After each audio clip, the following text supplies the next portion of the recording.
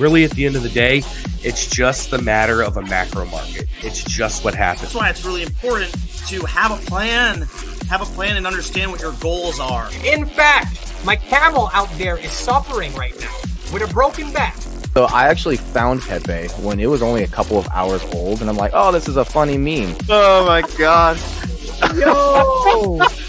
Who is this degen? The old man is swing trading over years at a time. And it's like, that's where the real money is made. The answer is impermanent loss. With single-sided staking, you don't have to worry about impermanent loss. If you're aware, if you're disciplined, you can hone that into further financial growth. Financial freedom, so where you can actually live life and not have to be constantly living paycheck to paycheck. I mean, that's the ultimate goal, more or less, right?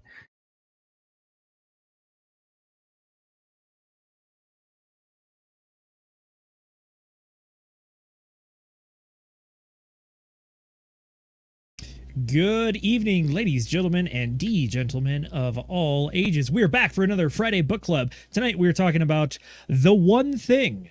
And I gotta say, up front, this book I think is probably gonna rank pretty highly in the hierarchy of our degen library, so to speak.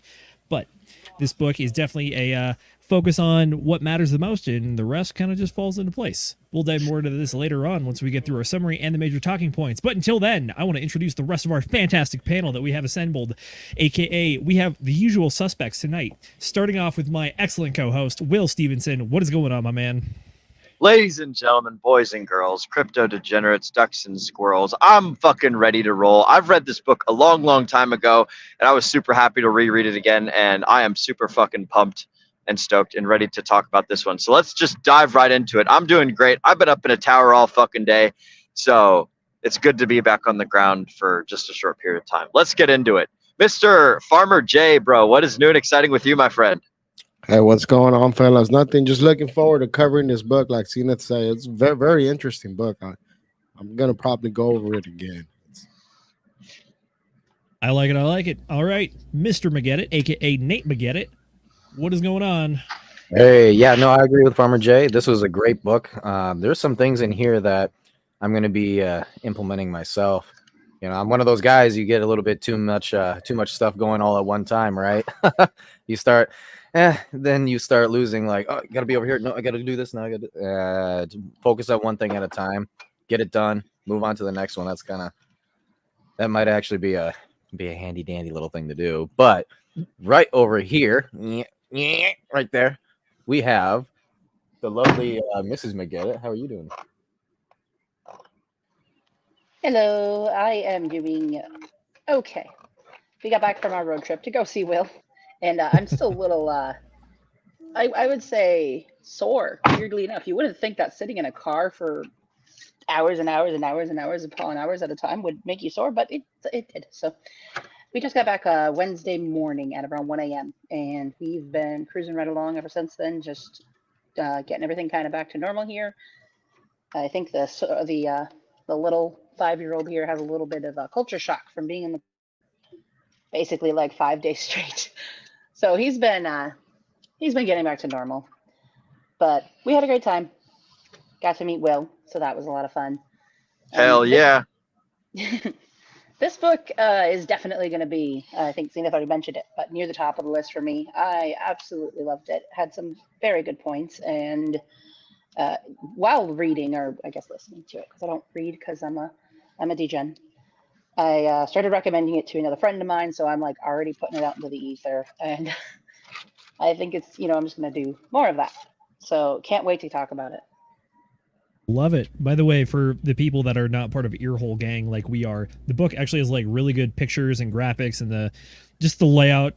It's very visually appealing to the eyeballs. So this could absolutely be an eyeball book, but I think we all ended up finding the free audiobook on YouTube and probably listened to it through there, if I had to guess. Yeah. So by the way, I did buy the book, kind of skimmed through it, but I covered most of it through earbuds. So, hey, like I said, I got the hard copy as well. Yeah, but so that's why I want to cover. I want to actually sit down and read this book. Like that's how much I liked it. I want to actually sit down and actually make a block of time to read this book. That'll be your one blocking, thing, bro. Huh? Very good. Yes. Okie doke. Will, I think it's time for that part of the show, if you know what I'm saying. Stop fixing my tattoo. All right, ladies and gentlemen, boys and girls, crypto degenerates, ducks and squirrels, it's time for chat shoutouts. That's right, you heard it here first. Chat shoutouts time, motherfuckers. All right, let's do it. Who do we got in there? I haven't even looked at the comments. Oh man, I should do that. Up first, we have the bribesman himself, Fast Abdul. He's asking, is the one thing meth? Yes. Well, that was it. All right, guys. Good book club. I'll see you all next week. Remember to degen responsibly. Thank you so much. Thank you. You are very welcome. Oh, she's ready on the trigger finger. I love it. This is great. There you go. To answer Fast Abdul's question, we have our very own Nate. He's saying, no, the one thing is actually cocaine. And contradictory to that, we even have Farmer J chiming in with, nope, it is crack. I would almost argue that this is like, it's different wherever your local geographic area is. So, I don't know. The different coasts have different things going on, clearly. It's all I'm saying. Alrighty, up next we have the Harmonic Hexagon saying, evening, everyone. Good evening to you. We are glad you made it, and this should be a fun one for sure. We got a few more trickling in. We got Tam Tam. She says, what's up, fam? Good to see you, Tam Tam. I think she actually had another comment as well saying, love this group, and we love you as well. Thank you for all the support and all the cheerleading. You are the best at that in the space, by far. Ooh, alrighty, and last but not least, we have Hex Glenn. He says, happy DGen Friday. Happy DGen Friday to you, sir. Good to see you as always. Glenn, you're making a lot of these book clubs. It's always a pleasure to have you. Hell yeah. All right, I think that is the end of it for there. Yep, that covers chat shoutouts. It's always good to have the fam. Oh, and before we continue on, make sure that you all remember to like that motherfucking smash button, and let's hop right on into it. Normally I type it, but I don't know. I don't know how to use my hands right now, so we're just figuring it out as we go. So like that smash button, and let's hop right on into it. Mr. Zenith, do you have like a quick synopsis for the folks at oh? We also got Agent J hopping in here last motherfucking minute. We are officially below the 20 week. Something about that. I don't know. Is that TA stuff? Is he talking about TA stuff right now? That is TA. Oh, hang on. Bitcoin. Hang on. I got this, guys. All right, go ahead and talk, Zenith, while I find the chart to match up with what Jay's talking about. Sure thing. So real quick, this is not the TA episode, but this is definitely worth pointing out because this does not happen very often, if at all, in bull runs. But Bitcoin has officially dropped below the 20-week moving average. This is a long-term momentum indicator. Typically in the bull run, you don't usually drop below the 111-day moving indicator, let alone the 20-week, aka the 140-day moving average. So what you see here is not financial advice, but if there ever was a time to buy within the next year, it's probably not going to get better than right now, or the finality of this move, which could have already happened, could happen in a few days. We don't know. Only the market determines it. So yeah, if you look at Will's chart here, we are in one of those buy periods allegedly, because it does go up and to the right, but along the way, it definitely is a roller coaster. So price down, buy, price up, sell. There you go. Now those are charts I can understand right there, Will. Yep. The other I stuff, keep the I TA. don't know, but those right there, those I get. I keep the TA. I keep it peanut brain, diamond hand style. Will is our secret weapon, our actual TA master of the group. Look, not wrong. You're not wrong at all. True. I trained. Already. There's a trash can outside. I trained at everything I know, and it's making more money than me so far. Look, I would not be surprised if there are dead people's accounts that are doing better than the average trader. Just saying. This is a fact. This is a certifiable fact. Like, some of the best performing portfolios were actually the portfolios of dead people, because they just didn't touch anything. They allocated and they went hands off. I think it was Fidelity that came out with that report that said their best portfolios were of people that had passed away. Yep.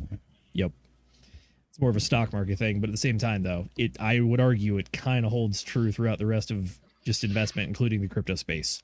Alrighty, that is enough TA talk, though. We're here to talk books.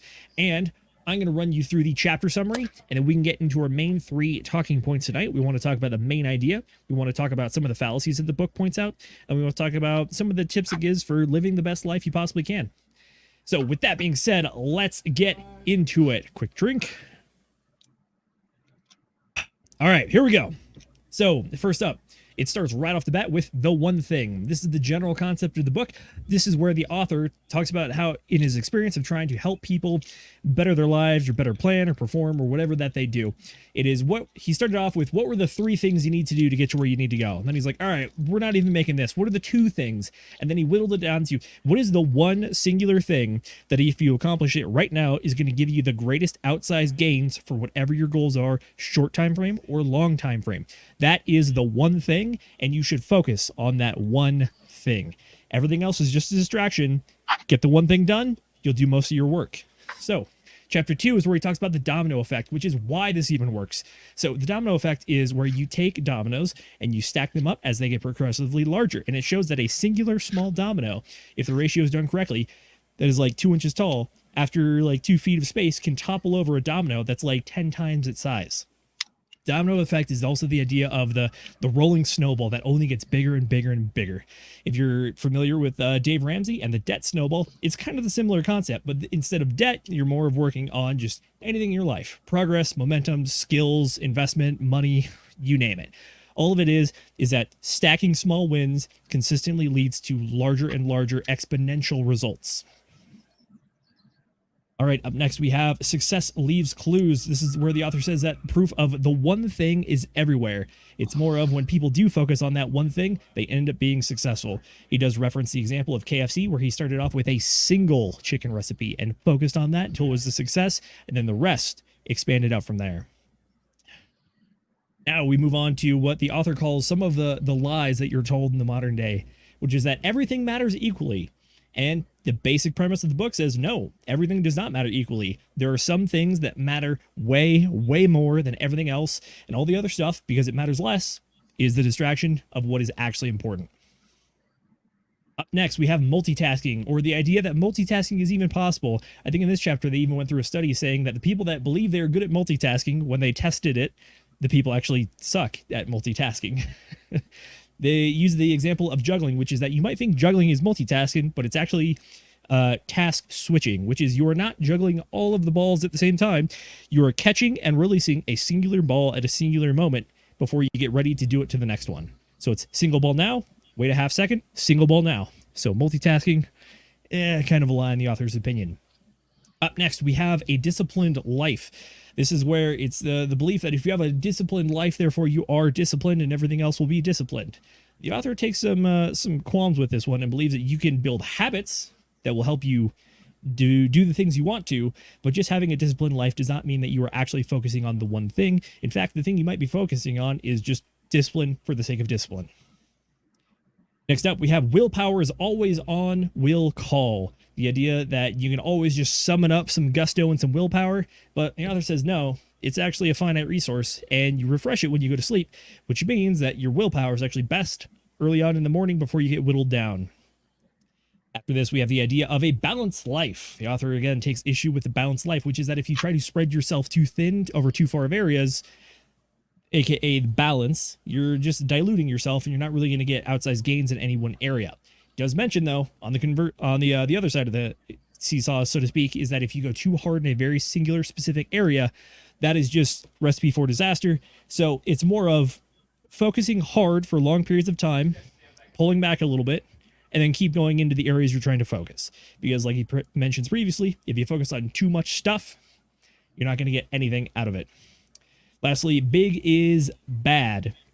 The idea that if you focus, sometimes big things scare people, but the truth is that if you focus on, or if you have big goals, chances are you're going to have a pretty big life. But if you get scared by big, it might be the thing that focuses you down to small goals and small outcomes.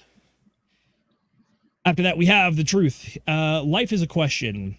the author really goes hard on the idea of questions and answers, which is that if you want good answers, you got to ask good questions, and even talks about the multiple ways of developing good questions to get those good answers you're looking for. After that, we have the success habit, talking about how you build habits to be successful, and the small habits can build bigger habits, and it's just, again, snowball from there. Chapter 12, we have the path to great answers. Again, the question and answers thing. This is going to be a repeat thing here. But on this one, the author specifically talks about there are 4 kinds of questions and answers. You have small and specific, small and broad, big and broad, big and specific. Hint, big and specific is the one you kind of want to end up at. And in the last portion of the book, we have a few chapters that sprinkle it out how to live. So we have living with purpose, living with priority, living for productivity, and then the 3 commitments, which is following a path of mastery, moving from an entrepreneurial mindset to a purposeful mindset, and then lastly, the 4 thieves, which is the ability to say no, fear of chaos, poor health habits, and an environment which does not support your goals.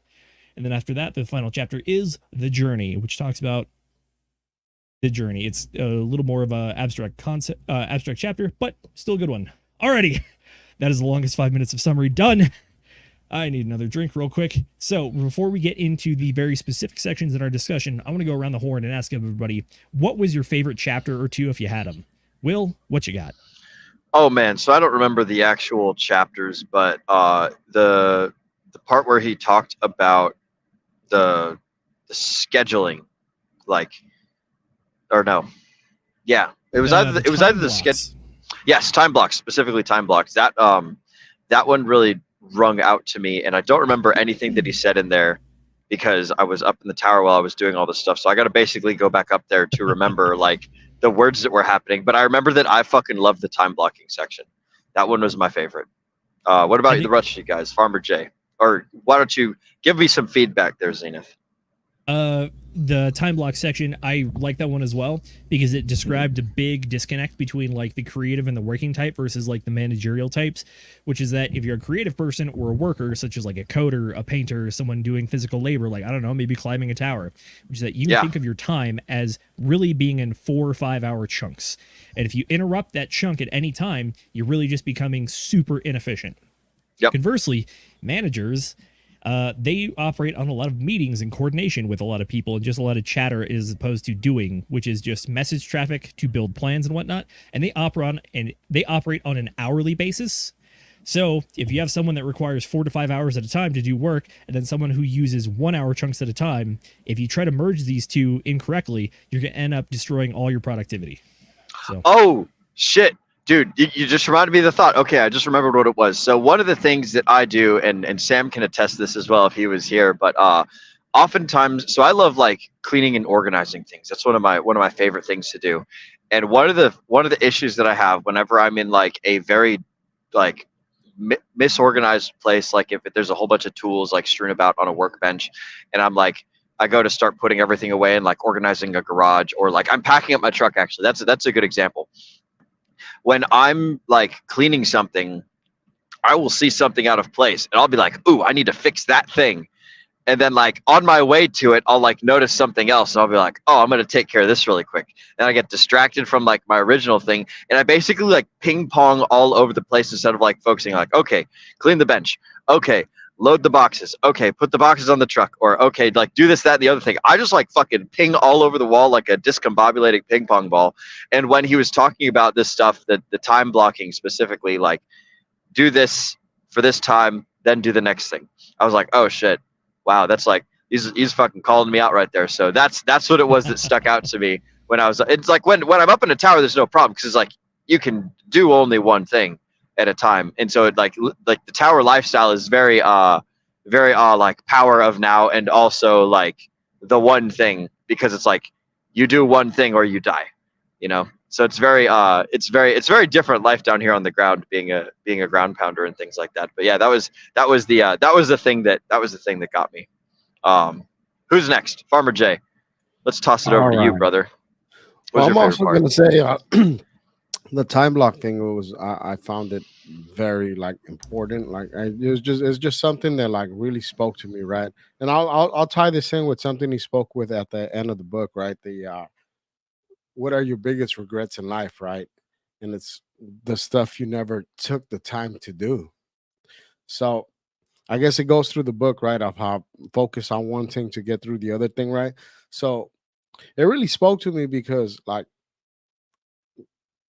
there's things in life, right, we all want to do, and we keep putting them off instead of actually doing things one step at a time to try to get to them, you know. Well, whether me personally, one of the things I like to do is visit as many national parks in America as possible. America's a beautiful place. Like, there's just and the diversity of scenery from one park to the other is just so different and amazing that I want to see them. Like, I want to look at the creation of Earth. Like, it's a beautiful, magnificent things. One of the things I have gone is like to the Grand Canyon, and grand does not even begin to describe what that thing is. It's an absolutely magnificent landmass. It's just great. So anybody that hasn't been to some of these parks, like, you should try them. They're freaking absolutely amazing visually, just like Will's backyard. Absolutely. I mean, I did just get done having the tour of the Great Lakes region. I'm not gonna lie, like, you're correct about that, Farmer. That's one of the big things that I want to do. And it's not necessarily like only national parks in my thought process. I just want to get out there and see what's out there, see the ocean for the first time, which I did not do in New Hampshire, sadly. But there will be more times. It's fine. But you don't want to spoil the experience by seeing the ocean on the East Coast anyway, Nate. You want to see a sunset on the West Coast for your first time. Oh, okay. All right. Don't lessen the experience by seeing it on the East Coast. Okay. I was gonna say Brendan is the one who's got to show me down there in Miami. He's got to be the one to show me the ocean, I guess. But that's technically east, right? You could see a sunset from Florida. Dun dun dun dun Yes. dun. You can Miami see the sunrise Beach. on the ocean and then drive across and see the sunset. Yeah. I will confirm though, Farber J, my backyard, both up in Washington and over in New Hampshire, they look pretty similar. And it's fucking beautiful over there. The trees are a lot bigger in Washington, and but like the New Hampshire like lifestyle, that's where it's at. So that's super cool, bro. You should collect all the stickers that are at all the they've got like those like oval stickers that you can get at all the national parks and things. Collect them and have like a sticker board. That'd be super cool. Have them on the back of your car or whatever. Be one of those people. Maybe after we get some gains, after we finally see some gains in the Richard Hart ecosystem. Oh yeah, Fair enough. That's the plan. The U.S. is a very beautiful place. Highly recommend checking it out as much as you can. But other Absolutely. than that, And to let's get keep back it going. on point, Mr. right? Nate, what was your favorite part of the book? So the thing that I was really stuck out to me like a sore thumb was the whole idea of willpower being like a gas tank, right? That's something that I've struggled with my entire life. Like, I should just have the willpower to be able to, do whatever it is that I want to do, and you look at someone like Tate, he's like, I force my brain to do this and whatever. And it's like, it seems like that's not really a normal human thing just in general. And so there was a lot of failed attempts to do stuff in my life because I was trying to force it. Right. But then there's other times where it's like, oh, I have all this motivation to actually do something, and for reasons I don't know, and then I get a lot done, right? But then another day I don't have anything, right?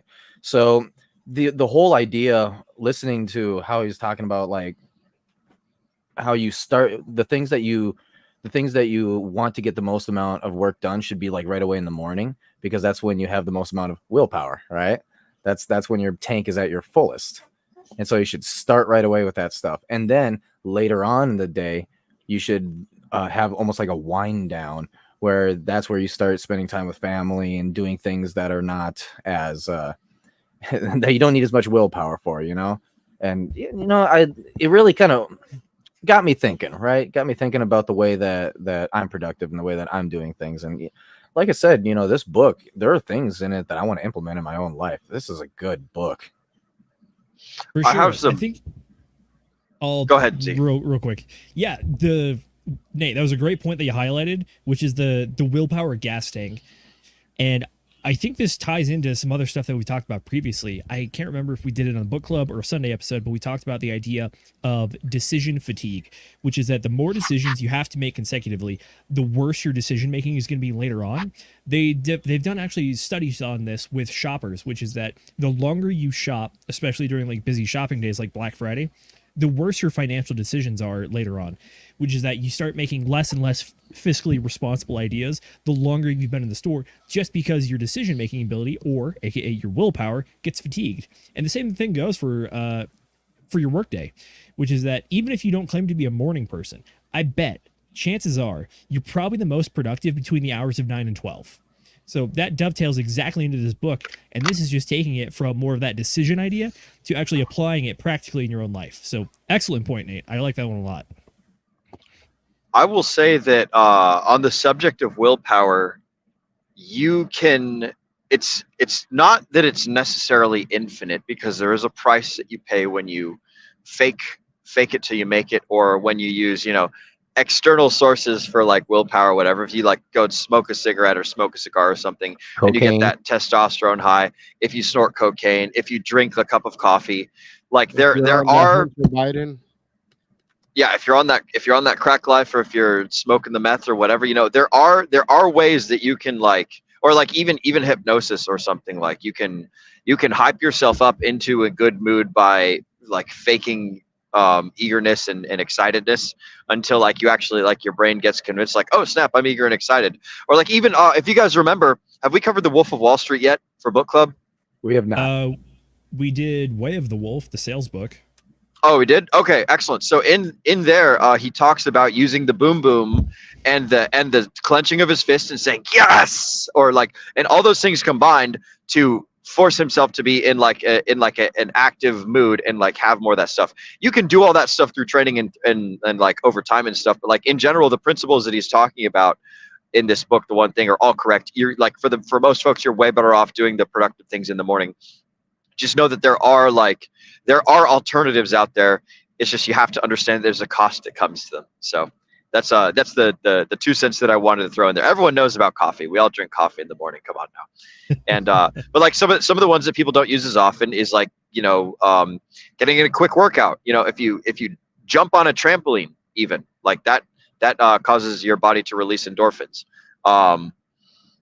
Cold shower is one of the things that Sam and I talk about from time to time, and that's all. Like, it's all basically like these are all like just biohacks or whatever. It's not really like a hack. It's just like using the system in a way that it's not necessarily intended to be used, but like you can take a tool out of this. Like you can take a screwdriver and you can use it as a pry bar if you really want to. Anything's a hammer, right? Like you can smack your nails in with a rock if you need to. Anyways, I'm kind of going off on a little bit of a tangent and a little bit of a diverge here, but I just wanted to point out that like if you find yourself in a position where you need to have willpower, you can sort of kind of cheat the system for a short period of time. It's not like a good longevity. Overall, your best bet is like Homeboy was saying, do the stuff in the morning. And make sure that you attack the important problems when you have a full tank full of willpower. Yeah, do the important stuff first while you're fresh. I like it. Yep. Alrighty, going to toss it over to our final panelist, but last but not least, because she's also producing the show, which we greatly need. So, Mrs. Producer, what was your favorite part of the book? My favorite part of the book was actually, it was kind of like a little small tidbit. There was a lot of things in this book that I really loved, like I was talking about earlier. But when he brought up how multitasking is technically a fallacy, it's not something that's actually possible for our brains to do. Your brain cannot focus on more than one thing at once. Your brain can rapidly switch between multiple things at once, but that's not the same thing. And I found it was really interesting that he brought up statistics about driving and talking on the phone. And apparently when you're doing that, it is like 40% of your focus is on the phone call, which is essentially the same thing as how much focus you lose if you were driving drunk. That to me was like, wow, okay, that's insane. I literally out loud was like, oh, wow, seriously? It really caught my attention. And then other than that, this book really inspired me to really focus in on what task can I do that will make all of these other tasks irrelevant. That was one of the big things for me. And it actually helped me. I'm starting to do some things around my house right now that are going to do exactly that. So those are my two big ones. But ultimately, there was a lot of stuff in this book. So Yeah, those are I very like good that. ones. Gentlemen, what do you think? Multitasking? Is it a lie? Is it not? Multitasking is interesting. I watched this thing on multitasking about specifically what is your brain doing when you're quote unquote multitasking. And what they found was that you're focusing on just one thing at a time, but your brain is switching between whatever it is you're trying to multitask on. And so therefore all of your thought energy is literally they did the brain scans and they were watching this happen, right? So it's literally just switching from one to another to another to another, and you're not actually doing anything except solo focusing on one thing, but doing it very quickly. So no, it's fascinating. Yeah, you'd mentioned that in the book. You're muted right now, Zenith, so we have no idea what you're talking about. But he had mentioned that in the book as well. That's basically what the original term of multitasking was they had applied it to the computers, and the CPU would jump in between reading this piece of code to reading that piece of code, and it wouldn't read any more than one piece of code at a time, but it would do it so fast that to the casual observer, it would seem like the computer was doing multiple things after, it was part of the zeitgeist long enough. Also, I'm catching a little bit of an echo somewhere. that might be me because I wanted to say something. Sorry, I'm muted. Okay, go ahead. I was just going to say that part was awesome. He talked about how multitasking was originally meant to be like a computer term, and then it just somehow got adopted into like normal household things that now we try and we twisted it into meaning something else like completely other than what it originally was meant to be. I don't know why I found that fascinating. Weird little facts like that stick with me, I guess. No, there are a few of those weird little facts that really stuck out. This is going to be a perfect segue because another one he points out is the idea of the word prior, which turned into priority, which was bastardized by the English language, like most things in the English language, which got turned into the plural of priorities. Because it started off as prior, which is the most important thing, or the prior, or like the prior of an estate, so to speak, was like the head or the master, or the most important person. And then that turned into priority, which is the most important thing. And then only in like the last couple hundred years did it get turned into the plural of priorities, saying something that just is important. And watching the progression from like prior to priorities, I think shows how like, especially in the modern age, people have like lost focus, which is why this book is important, because it again tries to bring you back to that prior or the one thing. So I know we've been burying the lead for about 30 minutes at this point. So let's dive into the one thing. I want you guys to try to distill for me what the essence of the one thing is. I want you to give me your take. Like how do you think the author defines the one thing? I would say it's the one thing that you're able to focus on, the one thing within your time range of whatever it is that you're currently focused on. And it's going to be the most important one thing, right? That most important thing to be able to accomplish whatever it is you're trying to achieve. Now, whether that's years in the future or today, right? That's a little bit different. But regardless, you always need to boil everything down, priorities, right? To that one specific task or that one specific thing you need to do to move yourself into accomplishing whatever it is that you wanted to do. I like it. Will, what you got? I think that the whole, what is the one thing that I can do right now that will make it so that everything else is like either irrelevant or unnecessary. I think that statement right there is basically what anyone's one thing is at any point in time. You can stretch out the timeline to where it's like the one thing that I need to do in this next 5 minutes, which will lead me to accomplishing the one thing that needs to be done in an hour, which leads me to the one thing in a day, to the one thing in a week, to the month, to the year, to the infinity, right? That was, I suppose, my best interpretation of what the author meant by, like, what is the one thing? Like, I need to do something that will solve all my problems and stuff. I like it. Boy, you mentioned the chain of the one thing, which is that one thing leads to the next thing, to the next thing, to the next thing, and it just builds over time. We will absolutely cover that. I like that one. Farmer Jay, what you got?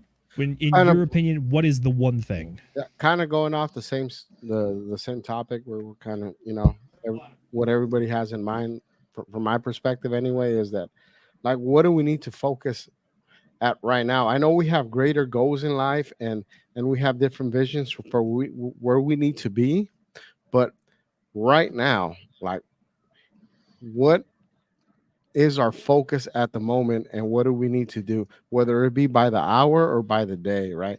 Like what is it that I need to do right now to accomplish my long-term goals? And short-term goals lead to medium-term goals, which lead to long-term goals, right? But you all have to have all that planned ahead and think about it. And I think it kind of ties into kind of time block stuff, where you need to make time for things that need to get done now. And if you want to put yourself in a position to do other things you want in life later. I like it. That makes perfect sense. All right, Mrs. Producer, what you got? What is the one thing? If I had to summarize this book in very simple terms, I would say the main focus and what this book really wants everyone to take away from it is how you can most effectively turn priorities into priority. What is the one thing that is the most important that will help eliminate some of the lesser things that are all connected to one another? I like it. That's good stuff. My estimation of the one thing was really focused on like the value aspect, which is the one thing in your life, or the one thing at the current moment, is the thing that is going to give you the greatest reward for the least amount of effort. It kind of goes to the Pareto principle idea, the 80-20 rule, which is that 20% of your actions are going to yield 80% of the results. It's like, that is the one thing. You want to do the thing that gets you the most bang for your buck. It is value. It is EV. It's trying to min-max whatever it is you have to do right now to get to the next step of whatever it is. Whether it's a project, your life, just your daily jobs, or whatever it is. It's just the thing that has the most value and will have the biggest impact on your life. Focus on that. Everything else it's not worthless, but it is worth less. Does that make sense? Absolutely. What you're talking about, excuse me, Jesus. What you're talking about there is efficiency, basically. Exactly. Efficiency is a very good way of putting it. I mean, it's exactly that. This could just be me being a bit of an engineer and being numbers focused and trying to like make a number go up. Because believe me, that hits the dopamine receptors just like But it is what it is. I got a topper. I got a little cherry to put on that. Efficiency with leverage. Ooh, okay. Take it away. Take it away. No, so like you could be doing efficient things, but the ideal, like the Pareto principle with 80% of your result coming from 20% of your effort, with it being like having engaging in high leverage activities that are also like the most efficient course of action. I don't know. I just think that those two ideas kind of stack on top of each other. That's one of the things that's like Hormozy talks about the leverage all the time when it comes to using your time for like amount of time input versus, return received. And I think that can also apply to this concept with the one thing, and Nate's definition of like the efficiency thing. Like the efficiency is super important. And I think that like what would make it just a little bit better, like the efficiency is definitely like the baseline, but like having the high leverage on top of the efficiency, that's what gives it the excellent, awesome juice. Those are my thoughts. And Zenith made it back right in time. I mean, the goal was for you guys to keep dovetailing the conversation, but yeah. I think we already kind of hammered it home, unless anybody else has anything else. But that was hard transition. Next topic. Well, how about this for a hard transition to the next topic? How does the one thing build into the next thing? Nate, you mentioned this earlier on as the idea that really stood out for you, which is not just the now goal, but how that translates to the today goal. It translates to the week goal, the month goal, year goal, 5-year goal. Yeah, exactly. Yeah. And that actually, it kind of goes hand in hand like this with the willpower gas tank thing, where it's like, all right, so you're getting done something that you need, and you have the willpower to do it because you're getting it done right away. But that thing that you're getting done is going to help forward you to what it is that you actually want to get done for the week, right? But then on top of it, as you're working with that, you're still watching like the direction, right, of where you're going. So you want to eventually get to this spot where it's like, eventually I want to get here, okay? But if you say, okay, I'm going to get here and I'm just going to keep working towards getting here, well, okay, it's so far away at that point that as a normal person, you're just going to be like, it's not going to be tangible. It's not going to be real for you, you know? And so your willpower, right, will automatically just kind of like, you'll kind of drift off, and you're not going to really care to continue on trying for this goal of yours because it's so far away. And so, in able to keep that goal in focus, you want, basically what you want to do is you want to have that time closer to you, aka daily, right? So like hourly to daily to weekly to monthly to yearly, and then eventually wherever you're going to be at. And so you use your willpower immediately, fresh tank, get in there, get that daily stuff done. That's going to help out finish things for the week, and then on and on and on. And eventually you'll hit that spot where it was, eventually I'll get here, right? But now you're actually there. You are muted again, Zenith. I was going to say, what was it today. in the book that he had said where it's like, progress isn't like big leap, now I've arrived. It's just like, you get the consistently stacked wins, and much like the dominoes falling and toppling over the bigger domino, eventually this progress like snowballs out into this crazy big thing, and then lo and behold, you've got your 10,000 hours. You're an expert. You know, you can play the piano blind with your tongue, or whatever the fuck the scenario is that gets you where you need to be. That's a hell of a party trick. I was gonna say, I think he goes through a quick study on that, right? I think he uses the example of I think it was a group of students, right, where they they break them up into two groups, right? They give one group to project themselves getting an A, and the next group, the next control group is the steps necessary to get an A.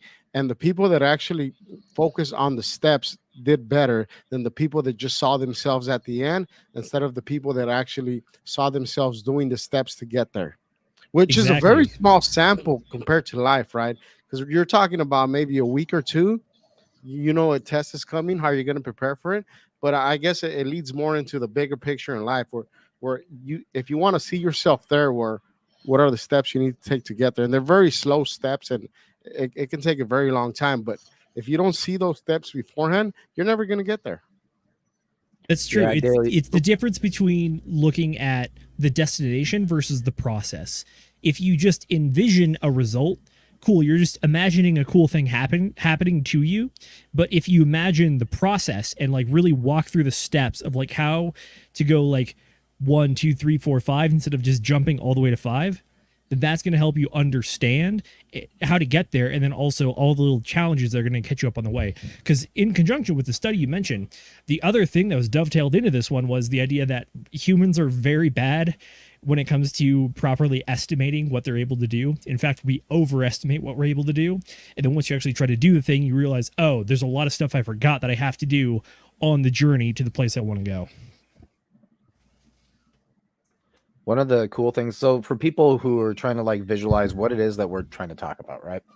It's like daily to weekly to, you know, it's like, okay, you can sort of say those words, but what would that actually look like? So let's go ahead and use the example of like, you know, college, right? You want to be a doctor, okay? You want to be a doctor, but you know, you'll get there one day. And so what are the steps, you know? Well, daily I have to read these study books, right? And I need to learn specific things from them, right? Okay, that's daily. Daily I'm going to put time aside to read through these and learn some stuff. And then in the weekly, maybe there's some kind of test for weekly. Hey, what have I learned for all of these days that I've been studying? Let me go ahead and do this test, right? And then maybe yearly you got the big test that says either you pass or you fail or whatever, right? That right there is going to be like the further down the road one. And so this is a good example of how to actually visualize this in your daily life. Something that I want to implement for myself, right? Because I unfortunately have a lot of projects and stuff, to the point where I just have a whole bunch of reminders on my telegrams, and I'm just like, okay, what am I doing now? But yeah, trying to focus on one thing specifically. Like that's actually kind of what I did with my presentation. I got it just about finished in, it was 5 hours, 6 hours, because I was just so focused on it. There was like nothing else in my world. And it just so happens we read the book like a week later. So how about that, eh? Look at that. Look at that. It's good stuff. So I got a quick little, I guess, story here. But when you're talking about the idea of how you be like you want to be a doctor and you're just like some high school kid, the way that you construct to get there is you think large goal down, or in other words, this is top-down design. There's things like top-down design or bottom-up design. But when it comes to this sort of mentality, this is absolutely a top-down thinking, which is you build the pyramid from the top and you work towards that expanding base. One of the professors I had back in college, he was actually a military guy and got out and worked for Tesla. And he was one of the production managers over there. And this was back when they were trying to develop the Model 3. He said that Tesla had a very different way of approaching things as opposed to just doing whatever the industry standard was. They really set that top level goal and then worked backwards from there. And it did anything and everything from, we want to build this car for this amount of price, aka we want to build the Model 3 for $36,000. And it was, okay, how do we do this? All right, minimize cost, standardize the design. And then, okay, cool, we have to standardize design. How do we standardize that even more? It's like, cool, we have to standardize processes. It's like, okay, well, if we want to make sure all of our processes are efficient, we have to make sure everything comes in exactly the same way. And then it got down to even the granular level of, we want to make sure that the manufacturing line is so fast and efficient that it can assemble this thing super fast, to the point where it's like they decided it was a cost-benefit analysis showed them that it was more productive to go buy a windshield manufacturing factory so that they can ensure that every windshield was exactly the same and came packaged in every box exactly the same. So that way the machines could grab it exactly the same every time. So that way all the cars were made exactly the same every time. And then it's that cascading effects. They went all the way from how do I build this thing down to how do I make sure this windshield is the same direction in every box. And then from there, it just went back up the chain once they figured out all the problems all the way down. Fucking stacks, man. Dude, Zenith, you would absolutely love. So we've spoken to my and Sam's mother before, my mom, Christine. Her husband is a dude who actually does quality control. And I remember him telling me long ago, one of the things that he would do, because he used to get hired on as consultants and still does, and he goes around places. And one of the things he would do when working in an office space where people had to like constantly, there was a whole bunch of like desks, and all the desks had the same like equipment, but they were in different places. And so what they did is they literally like taped off like the lower right hand corner of the tape, and they labeled stapler goes here. And then in the upper corner is like pencils go here, tape goes here, note cards go here. And so when everyone was like showing up to different desks at different like, you know, points in the company's existence and whatever, they would be doing the same sort of standardization process. So it's just a fun little story that reminded me of that you're speaking about there. And that reminds me a lot of the Toyota Way. If you guys ever read that one, I know Sam recommended that one to me several times. So we'll probably cover that eventually. There's many books that we'll probably cover. Actually, as a matter of fact, I'm going to go write that down now in the Telegram's book recommendations. So yeah, somebody else take it away. The Toyota Way is talking about reliability and dependability, and how it really just starts from focusing on small things and doing small things well. And it's when you focus on small things well, the benefits build up over time so that your end product is super reliable, because each individual part has so much care and attention put into it, which reduces failure, reduces variance, reduces problems and tolerance, so that the final result is super, super consistent. The point about talking about all this stuff is not to geek out about quality insurance and go down that whole Six Sigma path or whatever about trying to build reliability and dependability into systems, but it's to say that this is a tangible and technical example of stacking small wins. If you've listened to us before, this is not a foreign concept. This is something we always harp on, especially in the investing world, which is that we're trying to systematically stack small wins so that in like a full cycle or 10 years time, you take a step back and you look back at your starting point, and you are just night and day difference from where you started to where you are now. because it didn't feel like there was any singular step that was massive, but it was consistent small steps that were important and built on each other. And that got you to the place you wanted to be. I feel like you do get a lot of like really big steps though when it comes to like crypto, but I could see what you're talking about there and what you're. Yeah, it is plenty of little ones. Crypto is very volatile. So, will there be the days of big candles? Yes, Yeah. but to really capitalize on those days, you have to have done the legwork beforehand, which is that you didn't know where price was going on a day-to-day basis, but you consistently put money into the market. Nothing crazy, nothing huge, but just consistent. So you captured a good price during the proper time. And now that it's the time where it actually runs, you're in position and you're not caught out of position so that you're ready and able to capture the gains that you've been working for. So with you saying that, then basically it's kind of like this, right?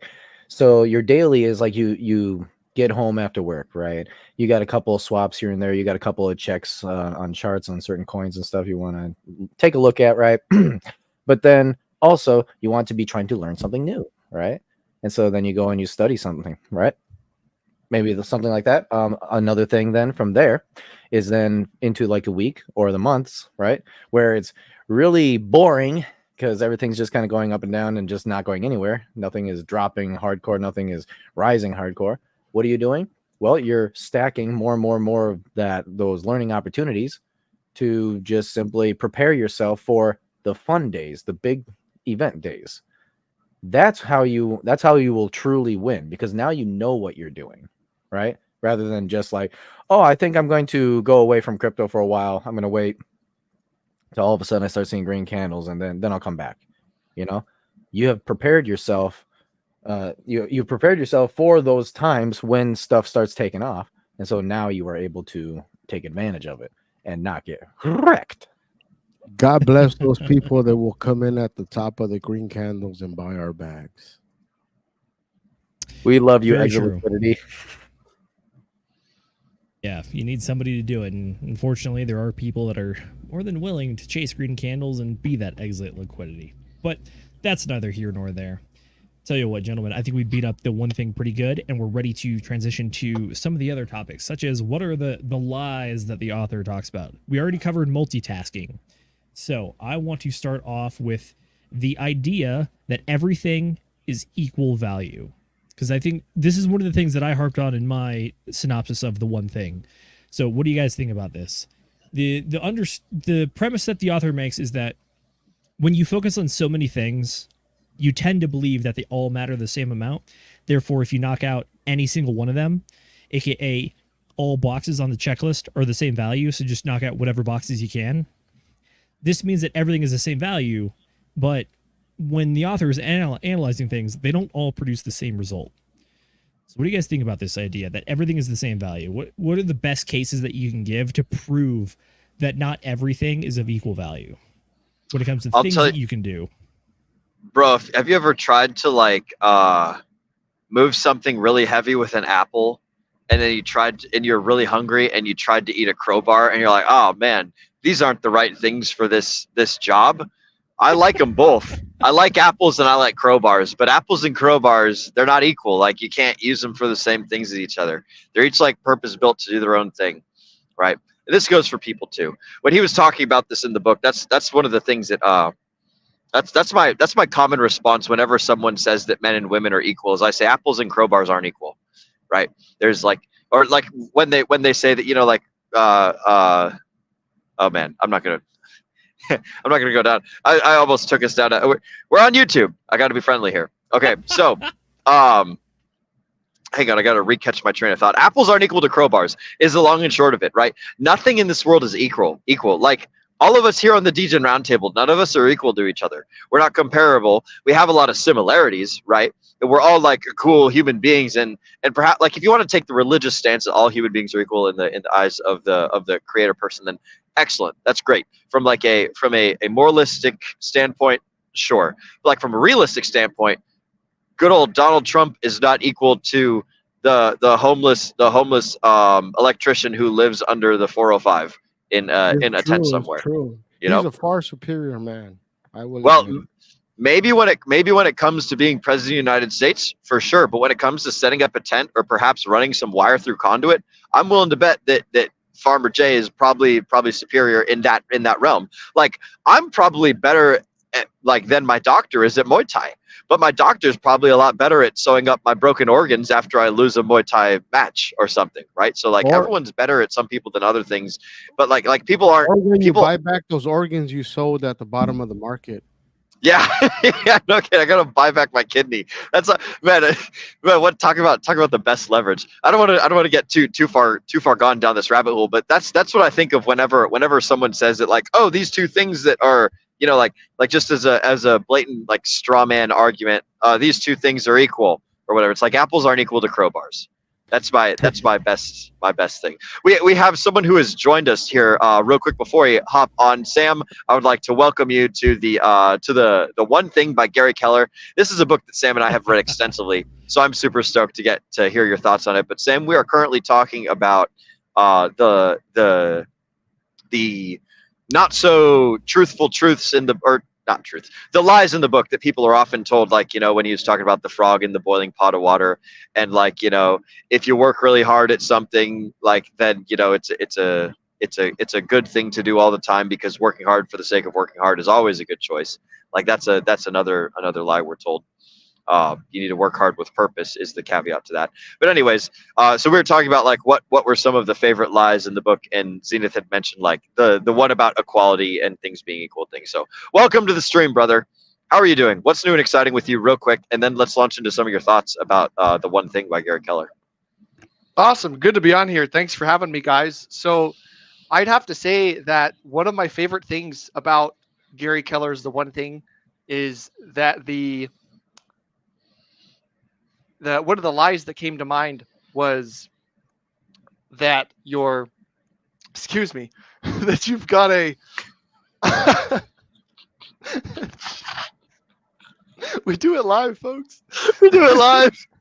I was like, sorry. Man, he sounds like he's from Wisconsin right now. Has he got like a frog in his throat? And then it fixes stuff. I'm sorry. Continue. Oh my God. So anyway, what I was saying was the lie of, and I've mentioned this before on the book club, the lie of the optimal balance in your life. Like, you ought to have your balanced day, right? There is no balanced day. There is balance in the extremes. Maybe you go like a week without doing something and then you have like one day, or you go like months without doing something and then you have a vacation, right? The balance exists at the extremes because that's where the extreme productivity lives. That's one of my favorite ones. But otherwise, what's up with me is that I'm just trying to build a wonderful community at my link, www.school.com, skol.b/BFB success. I'll throw a link in the chat at some point, but that's all I'm doing. But it's good to be here on the book club where we can talk about knowledge. Excellent. Glad to have you, my man. Yeah, Will said that you guys covered this one pretty extensively in the past, so definitely excited to get your thoughts on it. We already did the synopsis of what what is the one thing and like the main idea of the book. Now we're covering some of those like common lies that the author believes, and the one we're tackling right now is that all of the things that you could possibly do are not of the same value. So I like Will's argument and the idea that like not everyone or everything is the same or could be used the same, therefore they are not the same. But when it comes to things that you can actually take charge of in your own life and go accomplish, which is that if you theoretically are a checklist person, like a lot of military folks are, I can attest to this. It's like you get tasked with a million things in a day, but there's maybe a few that are much, much more important than the other ones. And we would call these, I don't know, mission critical, as in like, does it matter that I actually go chase the drug runners, or does it matter that I go polish the brass so it looks nice for the next inspection? I would argue you should probably do the things that make you mission effective first.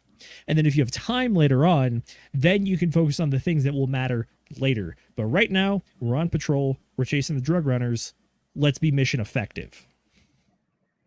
That's one of the things that they talked about in the book was the like when it comes to managers, they're like, hey, we need to get this done now. What you want to do is, and you actually want to ask, oh, is this something that immediately needs to get done? No? Okay, cool. I will get it done maybe tomorrow. That's all about the prioritization of kind of what this book talks about, I would say. I like it. Tell you what, Sam, you already brought this up a little bit, but it's another one of the lies, which is that the idea of a balanced life, which is that if you try to focus too much on balance, you're going to end up with nothing because you're not really trying to progress anything. You're just trying to keep it all from falling apart. You mentioned this earlier, which is that balance is more of balanced extremes, which is that you do a lot of things for most of the time, and then you pull back and focus on some other stuff at the same time. Can you expand on this idea a little bit more? Like, why is just like pure balance not the ideal, as opposed to trying to go for more outsized gains in one area and then doing other stuff less of the time? Yeah, absolutely. So, I mean, it's all kind of tied to like the no multitasking thing for myself. You know, the idea that you're going to accomplish a whole lot more if you're actually focused on it. For example, if I have some friends in my life and they want to text me all day long, or they want to like play online games with me and like throw like or throw a thing back and forth or whatever, I'm going to be able to create a better social experience with them if they have my full attention, and I will also be able to be more efficient with the work that I'm doing if it has my full attention. So the start stopping thing is a huge mistake to make, and so that's like I would say the biggest function of why you should not try to break things up as much as possible.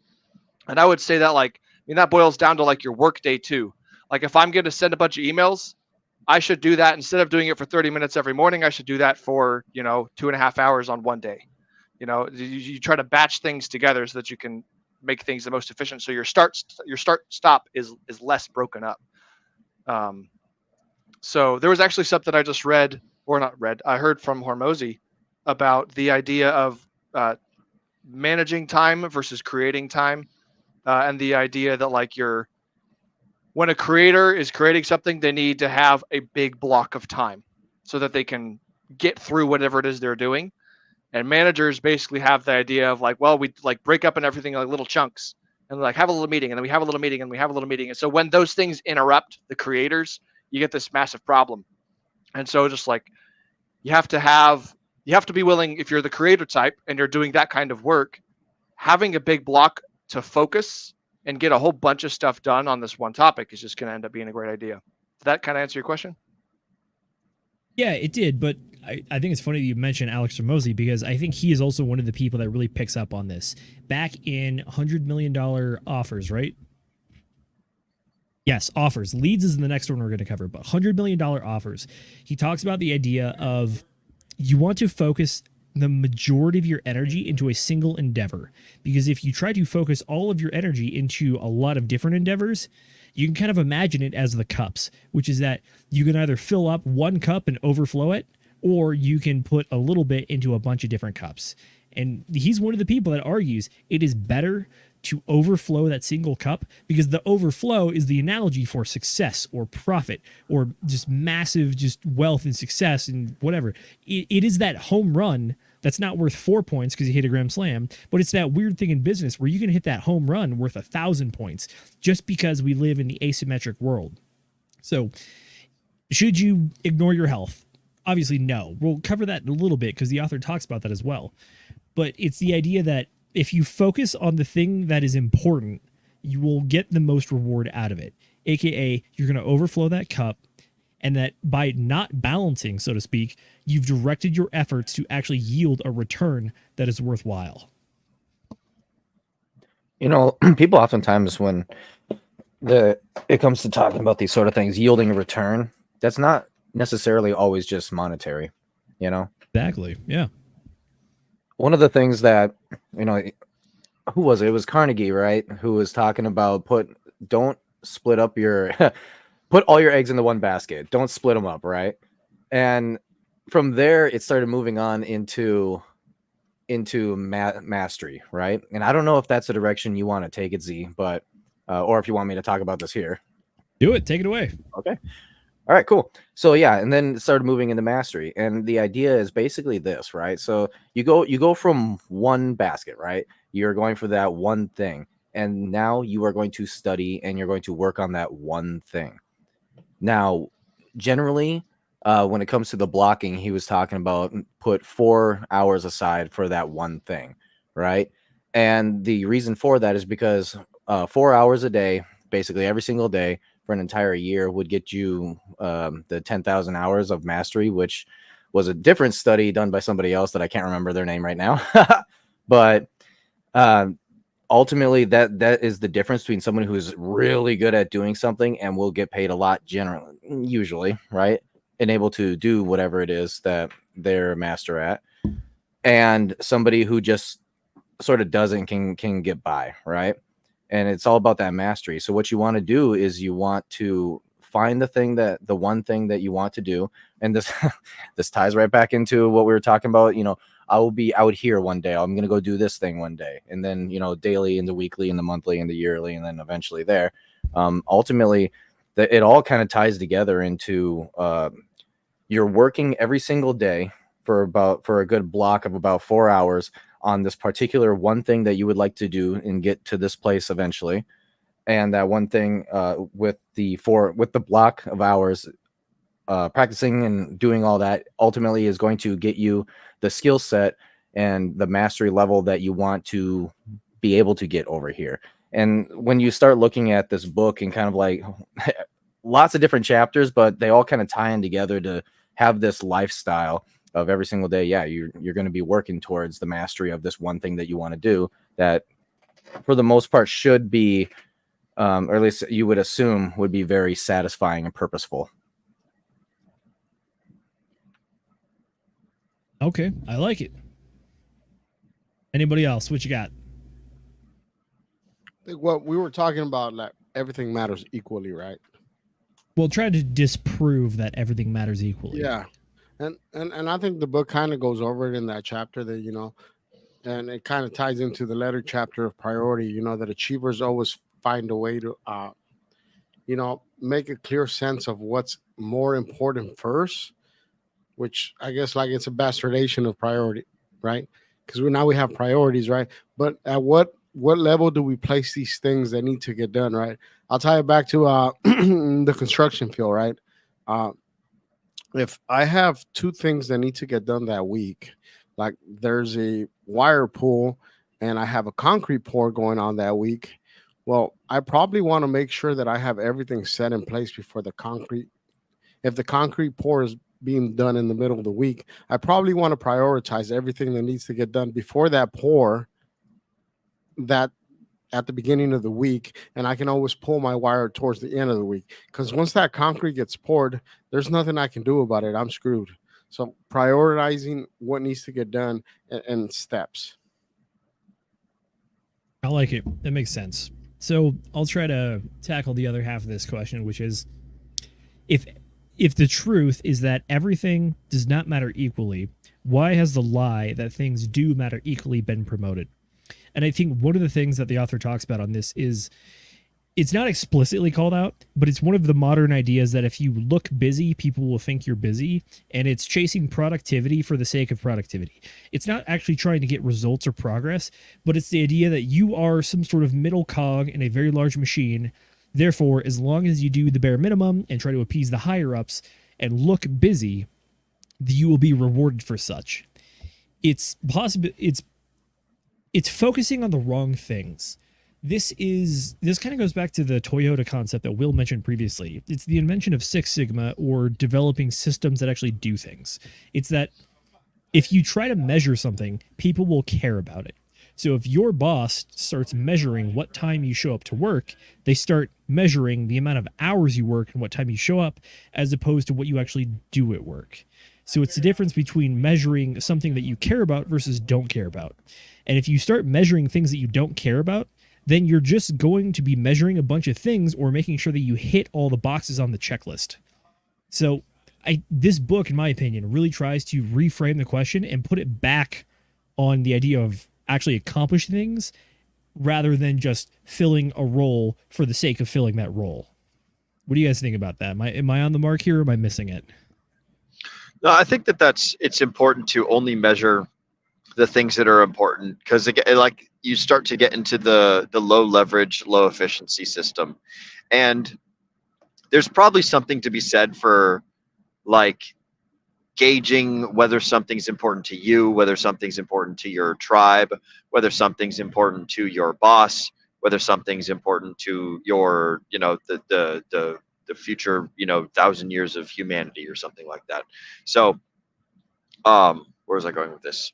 It's like some things might not be the one thing for you right now, but it might be the one thing that you need to focus on in eventuality, like if my one thing does not include throwing trash in the trash can, and I'm like, oh man, I'm gonna waste so much time by throwing all this trash in the trash can, I'm just gonna put it on the ground because me getting to my job is more important. Then it's like I'm kind of fucking over the next, like, I don't know, 100 years of people who are going to be living in that area, and they're going to see trash all over the place. It's a bad example, but change out the specifics of the example and focus on the concept of the idea, right? Like, you might not always be the subject that the important things need to be done for, right? Like Zenith was talking about earlier, like the military.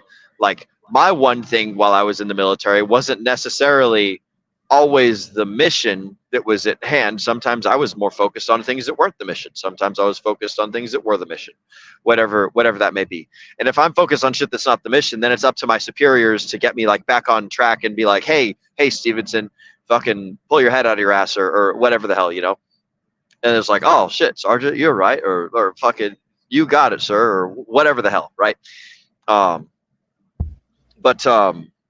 anyways, all that to say that, like, sometimes you have to look past yourself and you have to see the larger scope, or walk in someone else's shoes, and move the one thing, like goal chasing, in those sort of directions and stuff. So little deviation there.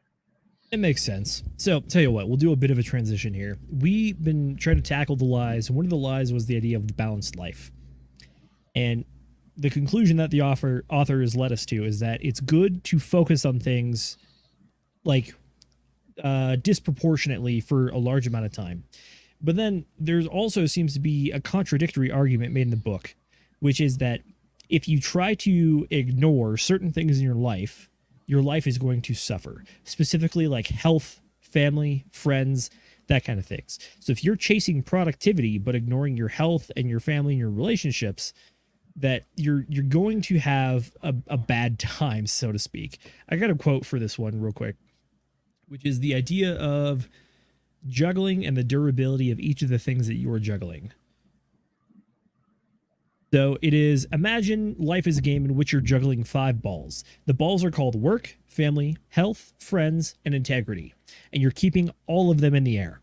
But one day, you finally come to understand that work is a rubber ball. If you drop it, it will bounce back. The other 4 balls, family, health, friends, and integrity, are made of glass. If you drop any one of these, they will be irrevocably scuffed, nicked, and perhaps even shattered. So, we just covered the idea that you should work very hard on very specific things. But now the author is also saying that there is a balance, so to speak, about other things, and that not everything, again, is equal. And in this case, he's saying work. What do you guys think? How does this make sense? How do we square the circle, so to speak? I mean, to me, I'll bring, like you said, work. To me, to me, at work, for most corporation stuff, you're just a number, and you can easily be replaced. In my trade, there's an old saying, if you die today, there will be a call at the hall for your position tomorrow, because it's going to get done. So you have to prioritize what are the things important in life, right? Like you said, your family, right? Like if you break some of those relationships, sometimes they're not repairable. But work, you can always go find a new job. So it's important that you do work and that you contribute to society, but understand what you are there. You are not their priority. You shouldn't be theirs. It kind of sounds to me like I don't know, maybe I'm thinking of the wrong thing here, but I know that in the book he started talking about the one thing, but in specific realms, right? Like relationships and health, and then also into productivity. And so I think Yeah, I think that's what he's talking about with the balls here. Basically, is like specifically the one thing in all of these areas.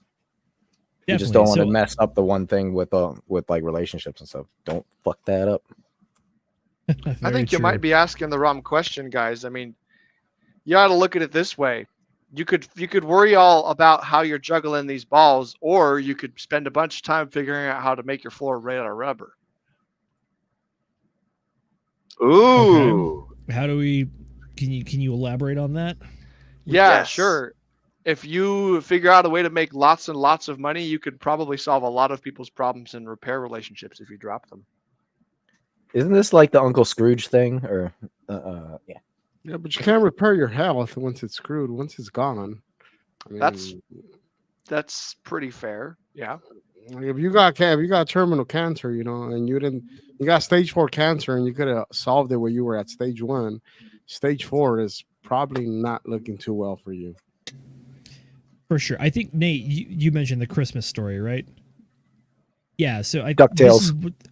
Yeah, DuckTales. This is the chapter where this story gets incorporated, which is the general synopsis of A Christmas Tale, aka Scrooge is visited by the ghost of Christmas past, present, and future, and then is shown what he looks like he's been doing, is currently doing, and will do in the future, and then realizes that, oh shoot, I've been prioritizing purely money and forsaking everything else. So the next morning on Christmas Day, he wakes up and gives his employee the day off, sends him his family a turkey, goes and sees his uncle and apologizes, and then starts spending more time with his family.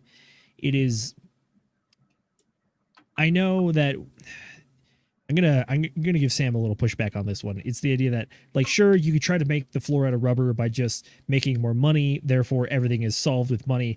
But the author really does harp on the idea that you can only miss your child's 5th birthday once, and that you can only like save the marriage once before they file for divorce, and now you're just trying to save the second marriage that you eventually find yourself in. It's that, like, this part of the book specifically starts to transition away from being productive and useful at focusing on your mission and moving towards how to make your life have that one thing or that one mission, aka this is where he starts talking about purpose. So when it comes to this concept, it's trying to balance the author trying to spend the first half of the book, arguably 2/3 of the book, telling you to focus on the one thing that is going to give you the most reward, aka the most bang for your buck, how to be the best you can possibly be. And then he takes a step back and he's like, all right, just so you know, you have to focus on the one thing to be super productive. But if there are other things that they are that one thing in a different sense, because they're more of a risk, the one thing, which is that the possibility is low, but the repercussions are massive, which means that if you lose these things, then all the progress you made in the other realms are going to kind of be tarnished a little bit. So you might be measuring success in a professional sense, like career-wise, but when you factor that into the life sector as well, your life as a whole might be diminished. I don't know, Sam, am I making sense to you? Yeah, absolutely. I was searching more for a way to maybe add some entertainment to the conversation than a legitimate thought process. I got some entertainment for you. I got just a quick comment. Oh, go ahead, Jay. Comment on what Zenith said, right? That you can only miss your child's 5th birthday one time, right? The greatest thing about kids is watching them grow up, and the worst thing about kids is watching them grow up. So I'm learning that hardcore. I know Nate had his kids running around earlier. You're gonna miss that one day, brother. You truly are. Nah, no way. You are, absolutely. When they're not there running around anymore, like it's like I said, the best and the worst thing about children is watching them grow up. I already missed the crawling stage. Just saying. Back when they couldn't break the things. Exactly. I was gonna say, you guys can always just go and have more kids. You can always just go and have more relationships. You can always go and just meet more people. Stop. Make more family members. Go find more friends. If people are boring and you miss their birthdays because you're baby mothers scattered across America. if you go and make more kids, like if you miss your kid's 5th birthday, to just make another kid. You'll have another chance. You can just spread them all out all over the place. It'll be beautiful. It'll be wonderful. Sounds expensive, but if you Ladies got and Exactly. gentlemen, I would say please don't take Will's advice on this one. Yeah, And- we might and chalk on this robbing one up banks. with the. And yeah, on I was gonna say robbing it goes right there next to robbing banks. Yep. Go have children. Go make more life in this world. Go and make the world a support better them place. by robbing as many banks as possible. Oh man. All right, I love those it. Concepts are going hand in hand, I guess. Z, bring us back in, dude. I've cast a far line. I need you to reel this sucker back in, so that way we can get You somewhere might again. have, and I think the only possibility might be a hard transition. But I will Ooh! open this up. Do we have no? Not that. Oh. We don't. I don't think we actually have Okay. any. Do we have anything? We only have one I thing was- starred. I'm ready. I'm ready. I know you are. Tell you what, I'll give Mrs. Producer a quick second to start maybe one or two more things if you think there are anything of value. Other than that, we do have one person to shout out momentarily. But before we close the chapter on the contradiction of focusing on the one thing and then going to life balance, any final thoughts? The floor is open. I just want to say I thought it was interesting how the book literally, like, there's two halves of the book. It's production, and then it's like lifestyle. And I'm not gonna lie, I kind of started losing it right around lifestyle because I was like, oh, they're telling me how to live again. Okay, sure. I was more interested in the production side because I'm not gonna lie, I needed it. I needed it. That's why I'm gonna be applying some of that stuff in my life. Oh. It would be good if there was a subtitle for the book. There was like the one thing, and then underneath that it said "Do It or Else" by Gary Keller. I think that would really drive it home. I think we've beat this one up, Z. Let's transition on away, my friend. Yep, you know what time it is. Pull it up. I know what time it is. Ladies and gentlemen, boys and girls, crypto degenerates, ducks and squirrels. It's time for motherfucking chat shout-outs. Boom, boom, boom. Let's see. There's the light. Oh, there we go. You're good. That's right. Hey, there folks. it We've is. Not forgot about you. Hey, there's at all, and we've forgotten about the good people at home. So we're going to start off with someone checking in and saying, what's up? He's a little bit late today, I got to say. But at the same time, we're very happy he's here. We have Centurion 54X, a.k.a. 54 Cent. Saying, I would "What's up, say, D-Gens? Good to see you, I would sir." say Mr. Centurion is right on time because he knows what's good, and that's fucking DGen Roundtable Book Club, baby. Glad to have you, Mr. Centurion. I believe that as I read the chats earlier, you had said that you were shoveling hay. So I'm fucking glad to hear it. Man, he's over there getting strong and feeding cows and shit. I love it. We're sitting here talking about our feelings on the internet. He's out there making the world a better place. Feeding Good for you, those broski. delicious cows. Who else knows how to manage 300 acres here, you guys? Yeah, for real. Good shit, Might be that broski. man right there. Yeah, Good shit. Centurion putting in an honest day's work as to being some sort of streamer on the internet. Ugh. Yep. Alrighty, up next we have the Harmonic Hexkin checking in with a good quote here. I like this one. Action promotes alignment, and alignment supports inspiration. We can twirl the beard over this one and think about it. Okay. No say. By the way, I think it's a good one. Definitely catches the spirit of the message on this one. And last but not least, we have our honest worker coming in with an honest comment saying, Zenith, talking about balls again. This is the juggling one, right? Yes, it was. It's a That's on me. daily thing. That's his one thing that he needs to do on a daily basis. I told him, Juggling. old habits die hard. They do. Juggling. Can't help it. For those of you who were never in the military, you should go join the military, and then you'll understand. Or actually don't, because it'll be a horrible time. Or do it Look, if you want to have a horrible time. All I'm saying There's is all that sorts of great die things. immediately, so I'm not going to join the military. I would not. there's survive. that, but there's also these very beautiful moments where you're in the cattle shower, aka the open room with 12 shower heads, and it's just you and the boys singing "Ain't No Mountain High" while you're all just naked. But Yep. Oh, it sounds like prison, bro. Same thing. it's pretty Yep. much the same thing. The pay's better, I will say that. But the food's I the wouldn't same. know though. I've never Food been. is the same. I just saw Now- it on YouTube.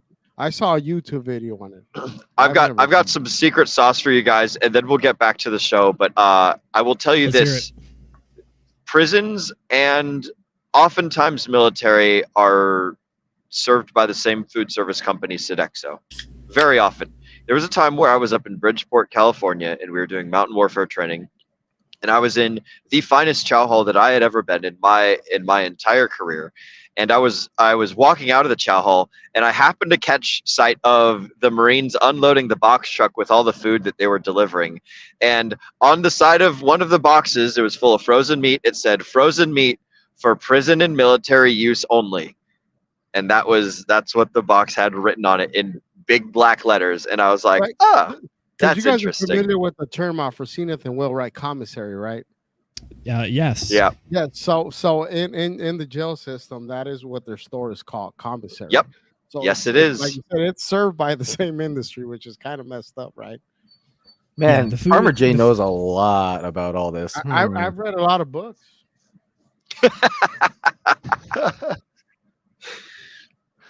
Yeah, I mean, to Will's Excellent. point, it's either Sodexo or it's Aramark. Those are the two options you have for food contracts. Outside of that, there is no one else. It's that. Yep.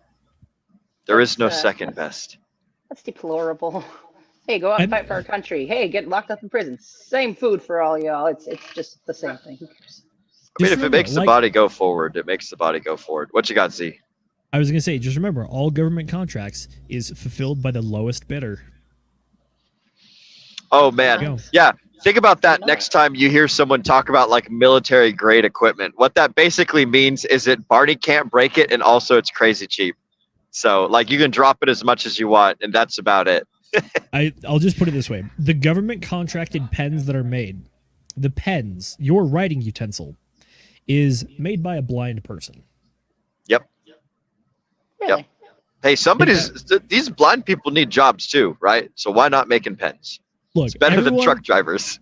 Everyone that knows, they know the Skillcraft black and blue pens. Then there's like two variants. You can either get the pen casing that is shiny or is like matte. There's no difference. Probably because the blind people can't tell, but that's neither here nor there. Shout out to all the blind folks catching us on the replay because they can't see us live because they're blind. Yeah, what up, Skillcraft? That's all right. At least they're working and contributing in some form or fashion, unlike some people I know. That's true. Good Look, shit. we're love you making all. jokes out of it. Like they're performing a very valuable service. They are part of the American military industrial complex, moving it forward, making sure that democracy is spread all across the world. But at the same time, like the economy, somebody's got to make the pens, and I'm glad that we're finding good employment. Just like somebody's got to make license plates, like the prisoners in the state prison system. Yep. Yeah, Farmer J knows a lot about these prison stuff, man. Oh man. Bro. Never been. All though, right. Never been. Reel us back in, bro. I will. Before we start asking too many questions, sorry, Mrs. McGettit, what you got? I had a question. I don't know if you're going to get to this part, but it's something that stood out to me in the book, so I want to know if we could bring it possibly in here, at least for a little while. The Please concept, do. though, at one point, one of the stories that he was talking about was they gave everybody a task and then they had to complete, and it was told them, it's the utmost importance. You absolutely have to do this. And for the two different control groups, one of them they gave a deadline. You have to show up by this time. The other one they did not.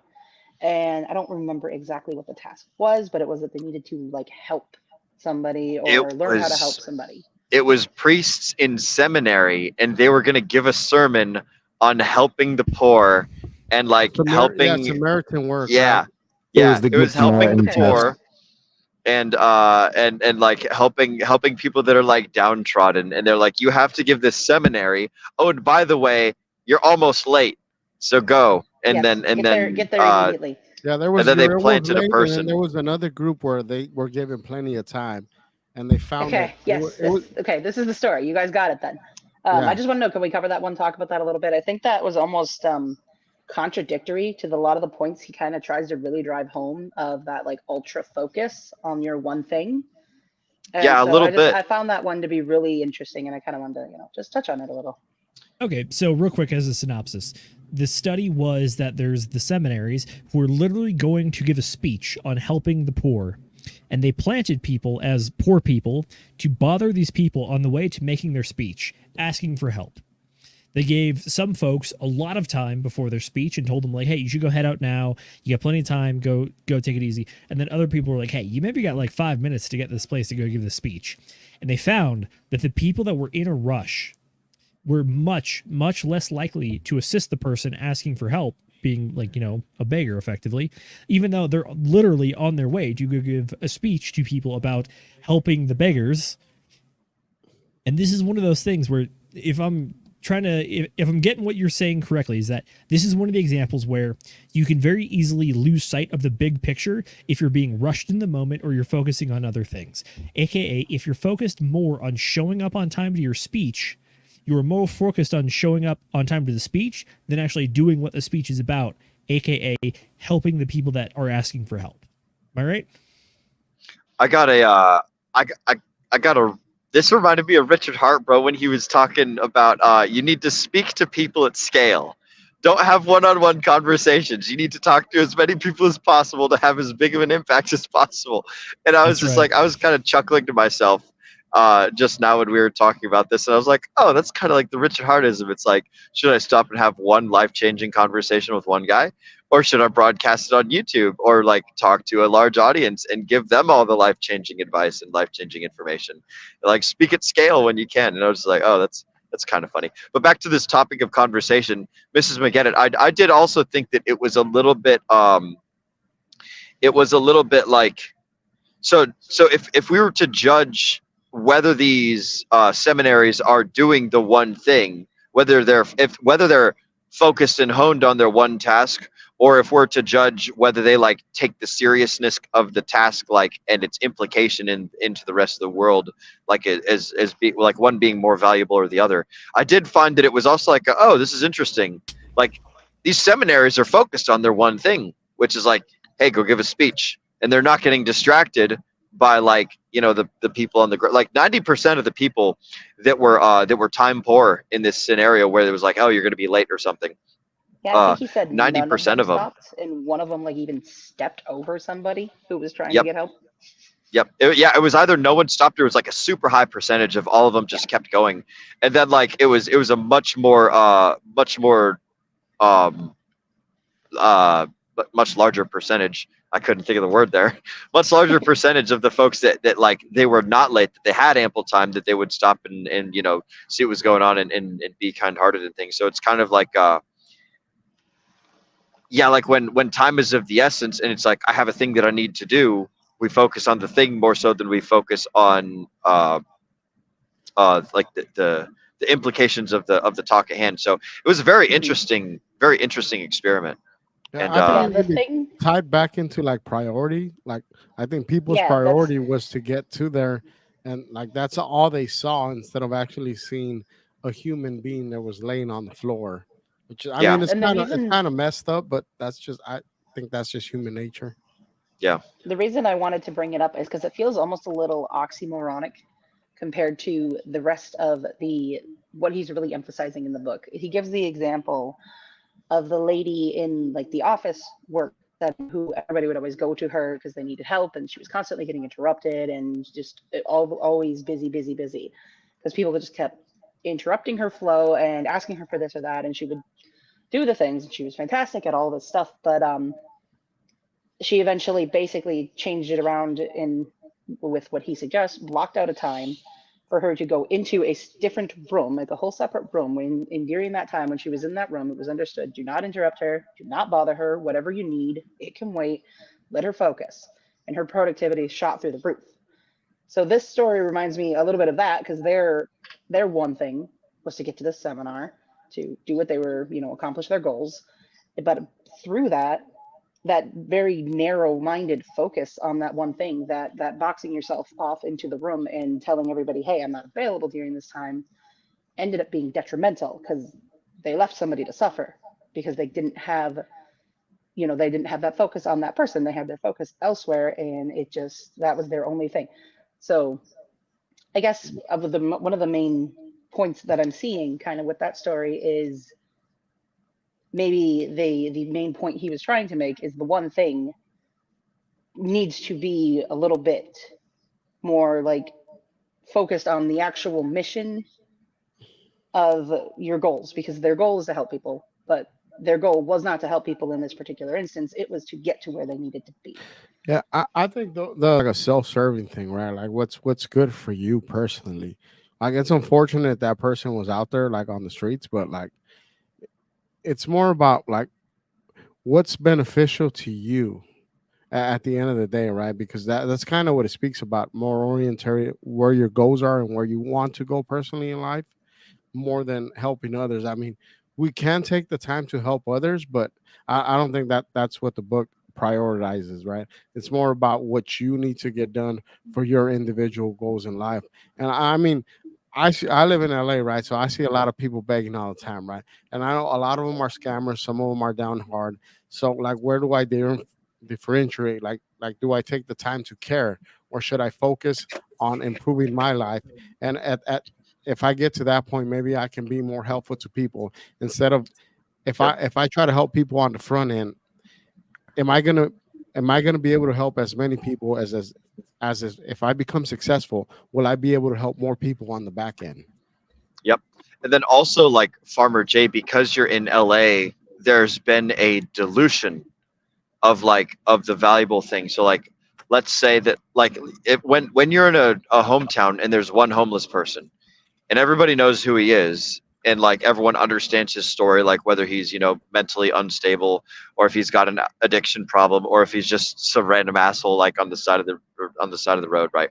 People understand, people see it. Like it's when it's a small percentage, when it's a small number of like this kind of ties into crypto a little bit too. Like the more scarce something is, the more valuable it is. If there's a ton of homeless people all over the place, we don't care about it. Just like as if we have a car that has, you know, 2 Taco Bell tacos inside of it, and there we've only got 2 Taco Bell tacos inside of our truck, and we're like driving, we're gonna be like, man, I really like each of these Taco Bell tacos, and I'm gonna eat them and I'm gonna enjoy them.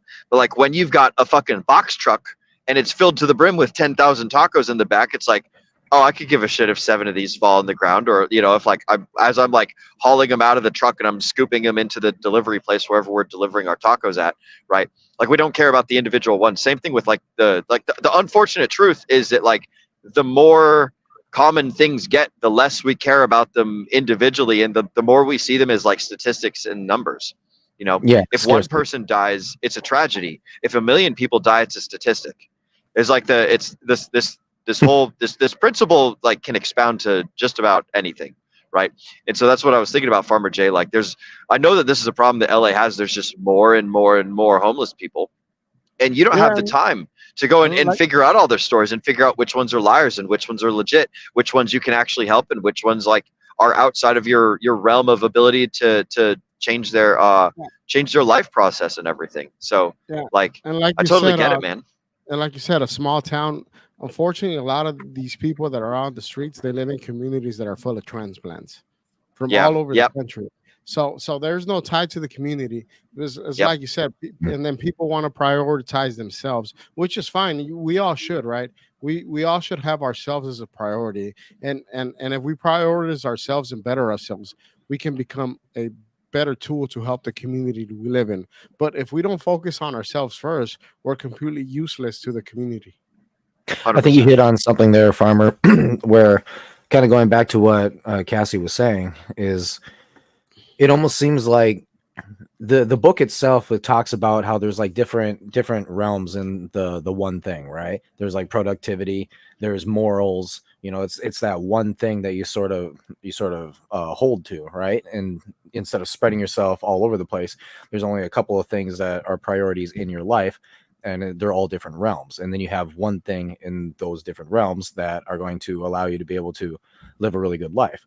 This kind of translates into almost what I think that whole test kind of was looking at, was like, what's more important to these people? Is it the productivity of going and talking about how to help homeless people? Or is it the moral thing of trying to help the homeless people who are literally in their way, right? And so which one takes priorities? And I think the experiment was basically just taking if you take time away from a human being, obviously that becomes more valuable, and so therefore the normal thing for a person would have been, most likely, right, would have been the moral. The one thing in that moral is the people with plenty of time goes and helps these people every single time, versus when you don't have any time, you got to get this speech done. The productivity then goes up above the morality, and so therefore you run over the homeless fuckers, right? So that's what I think was kind of going there, and that raises the question of like of what, how do you prioritize then? Like what is it about these different realms, and then when do you switch from like the one thing in, say, morality to the one thing of productivity, right? That's an excellent question. I would argue, I think the one thing from the productivity standpoint stops being the one thing when, if you've been ignoring and sacrificing an extra part of your life, if that has the ability to overtake the one thing you're talking about, which is this is my, I know it's not a Richard Hart-ism, but this was my favorite quote of the book, which is that you can't go through life with a clenched fist, a clenched jaw, and a clenched butthole. Unless you're in prison, then you definitely want to clench butthole. Unless that, then definitely that. But the point was, this is when the author. I've heard. Again, a lot of prison stories here. So many prison stories. They're books, bro. Books are beautiful.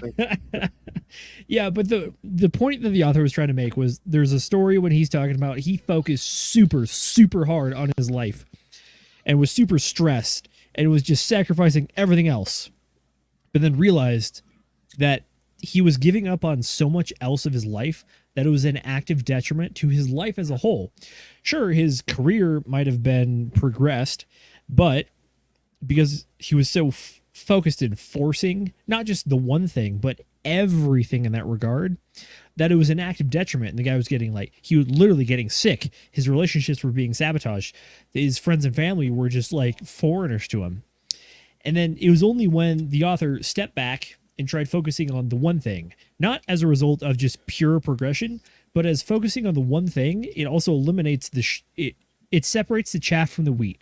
It means that you're focused on the important stuff, and because you're focused on the important stuff, you're getting more bang for your buck, which means that your time is better spent. So theoretically, you're accomplishing your goals for less time, or you're getting more for the same amount of time, which means that you can use the rest of that time to focus on the other things to make sure that they are not an active detriment to you, which is that you can work out, you can talk to your parents on the phone, you can spend time with your wife and kids, and you can also accomplish your mission. So it is that this is how you square that circle, which is that focus on the one thing for sure. But at the same time, don't try to do everything, because if you do everything, you're only going to do that and nothing else. But if you focus on the one thing, you're going to accomplish your goals in the shortest amount of time possible, which leaves you time to do the preventative maintenance, the PME. That's the part that will help not ruin the thing that you spent all your effort working on. I would like to insert a thought here that this is contingent on your goal. If your goal is to maximize your total potential for being successful in a certain way, like if I'm going to start a business and I want to get to $100 million revenue, you probably have to focus on that one business. If your goal instead is to not get to that point, maybe you would rather run 3 $10 million businesses, because the priorities you have in life are okay, well, I could do this thing, but I also this other business, the owner, I have a close relationship with him, and this has been around a long time, and I love the community that exists because of it. And so therefore I am going to take over this thing because he wants to be done. But obviously you have to limit your time in it. So it just depends on what your goals are. So I would like to add that you don't necessarily have to forego all else. It just depends on what your goal is. Very Sam, well I said, think Sam. Pass what you got. Just really quick, I just wanted to kind of wrap up my, the point that I brought up there. Please do. I guess ultimately what this story kind of said to me, and I don't know if you guys agree, but I would like to hear your opinions if you do or don't. So in this particular experiment that they did with these people, the focus was shifted to where I mean, they got so narrow-minded with what they were trying to do that their one thing became something that it really was not meant to be. Their one thing should have been helping people, helping the poor people. That's everything that they wanted to talk about. That's everything that they were trying to do. And instead it became, it switched into, because of the time constraint, it switched into getting to where they needed to be rather than actually helping those people now. So I guess in the end, the conclusion would be, it's a very good example of how this can be kind of misconstrued and turned into something else a little bit if you're not truly focused on the one thing, like the author keeps harping on that you should be. Agree? Disagree? Everybody?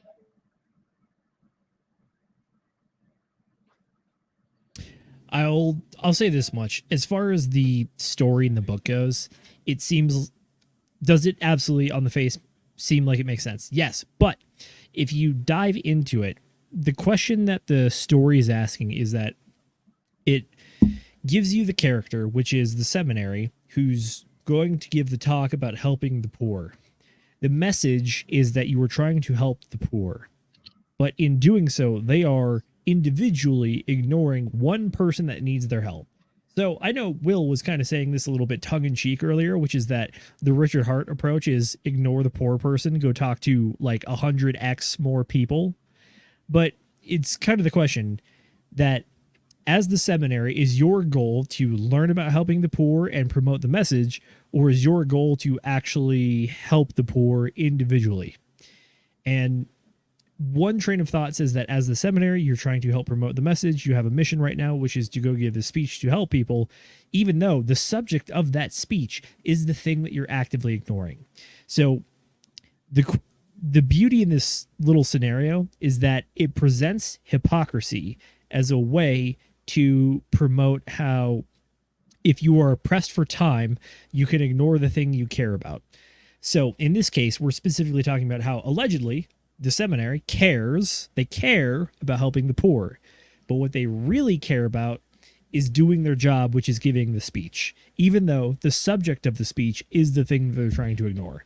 It's a weird catch-22, but at the same time, it does, on the surface, it absolutely makes sense. Even though, I mean, this might sound very ironic, but in this hypothetical scenario, the correct answer might be ignore the guy, go give the speech. Okay, so how about this then for a question? Okay, so is information better relayed when you live and believe the information you're giving versus something that you're just trying to do a presentation on, aka your job? Go for it, Will. I'm going to go objective here, and I'm going to say that both scenarios are the correct scenario. Both scenarios are the right answer. If you were to stop and help the person, that's the correct thing to do. If you were to go and ignore the person and go give the speech, that's also the correct thing to do. It depends on where your perspective lies and what your goal is. So each person is going to judge this scenario a little bit differently than the last person. And so I would say that there's a good argument to be made for both of them. And it just depends on what side of the fence you want to fall on, or that you naturally fall on, or that I might be in a good mood right now and I'll be like, good for him for going and getting his speech accomplished. And then when the other guys stop and they help the person, I'm like, good for him for, it just depends on how you want to look at the result of the action. Because the judgment part is after the fact. At the end of the day, all that's happening is a sequence of events. And we can determine, hey, this sequence of events had a good outcome. This sequence of events had a bad outcome. Not really like the Chinese farmer son breaking leg story. But of a similar essence anyways. I would say that an argument can be made for either, and it just depends on how you want to look at it. So I'm going to say that everybody wins because everyone's a winner. So I think I would right. have to kind of agree with Will, right? Yeah, whatever you do is the good thing, but my only problem with it is what's more beneficial in the long term. Like if you help one person today instead of doing what you were supposed to, would you have been able to help more people in the long run had you done that other thing? And like you say, it's kind of still a win-win, right? But like what's more beneficial long term? And I think that's kind of the book gets to. What's the one thing we can focus on right now that gets the most benefit in the future? Yep. And here's here's where the power of now comes into play, because where it's like when the person is walking down the street and they're living in the now and they're thinking to themselves, I have to get to this place because I'm doing this thing. Oh, there's an obstacle in my way. I gotta avoid the obstacle, much like a video game, like a Frogger, boing, jumps over it, right, and keeps on going to the finish line. Or it could be like, oh, this is an important thing. I'm in the now. I need to focus on it, right? The new problem has appeared. Time to solve this new problem, right? It could be either, but like living in the now and seeing the homeless person, or living in the now and in the power of now and being like, I need to give this speech because that's the most important now thing. Like this is a fun little game. And shout out to, I don't even know if this story is fucking real, but shout out to him for having like a really sticky example in his book, because this obviously like hit a chord with all of us here. So here we are discussing it, giving it more this was energy. Designed to be paradoxical, to make you think and chew things over. I'm not saying there's a correct answer on it. It's just supposed to make you think. Because But I have a correct answer. Go for it. What is the correct answer? Please enlighten us. All right, so here's what you do. There are two synopsis or scenarios, solutions, whatever the word is. I'm sorry, something that starts with an S that I think would work great. First, if you have the strength and you have the ability, you take this homeless person, you yeet him over your shoulder, and you bring him with you. Now they get to hear this meeting too, and hopefully that will help them.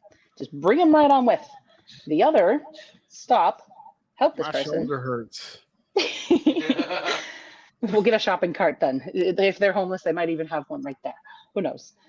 The other option is to stop, help them out, continue on to your meeting, help them to the best of your ability, as you know, in a reasonable time frame. Continue on to your meeting, be a little bit late, and literally give a living example to the people that you are now talking to about how they can help make a difference in other people's lives, because you just went and did it yourself. Make sure you film it all. I got you something didn't to add film on it, it top didn't of that. happen. Media. Go ahead, Sam. So go for it, Sam. I would say, Mrs. McGettit, that instead of throwing them over your shoulder, what you ought to do is you look at them square in the eye and you say, do you want to improve your life? Follow me if you do. And then you leave. And if they take action to improve their life, great. And if they don't, then they're probably homeless for a reason and you should let them die. Yeah, I think it's like Zenith, right? It really makes you think, right? And you hear different perspectives from different people, right? It's really of a thinker when he brought this up. All right, gang. I'm going to go for Richard Hart. I'm going to go full Richard Hart on this. The correct answer. No. Well, I mean, kind of, but no, not really. The correct answer is you grab the homeless person, you put them over your shoulder, and take them to your speech. Now, you have increased the number of people the message is going out to, aka you're multiplying your distribution, and you've now pissed off the homeless person, which means they're going to go back to their homeless people, aka more proliferation of message, and tell all those people about this weird thing that they did to you. So we've now we've combined distributing the message and outrage marketing within a specific community. You've expanded the audience. And you use outrage marketing to expand your audience within the homeless people as well. So there you go. That's how it's done. Would it be higher leverage to also? Somebody clip that. This happened in 1 hour 52 minutes. No. The other like tinfoil hat theory I have is if you really think about the power of now, I can only exist in the moment, which means that when I encounter this homeless person, I can't do anything for their past or their future. Therefore, all I can really do is just experience being in the now and all of the homelessness that they have and all of the lateness that I have, because I can't do anything about it.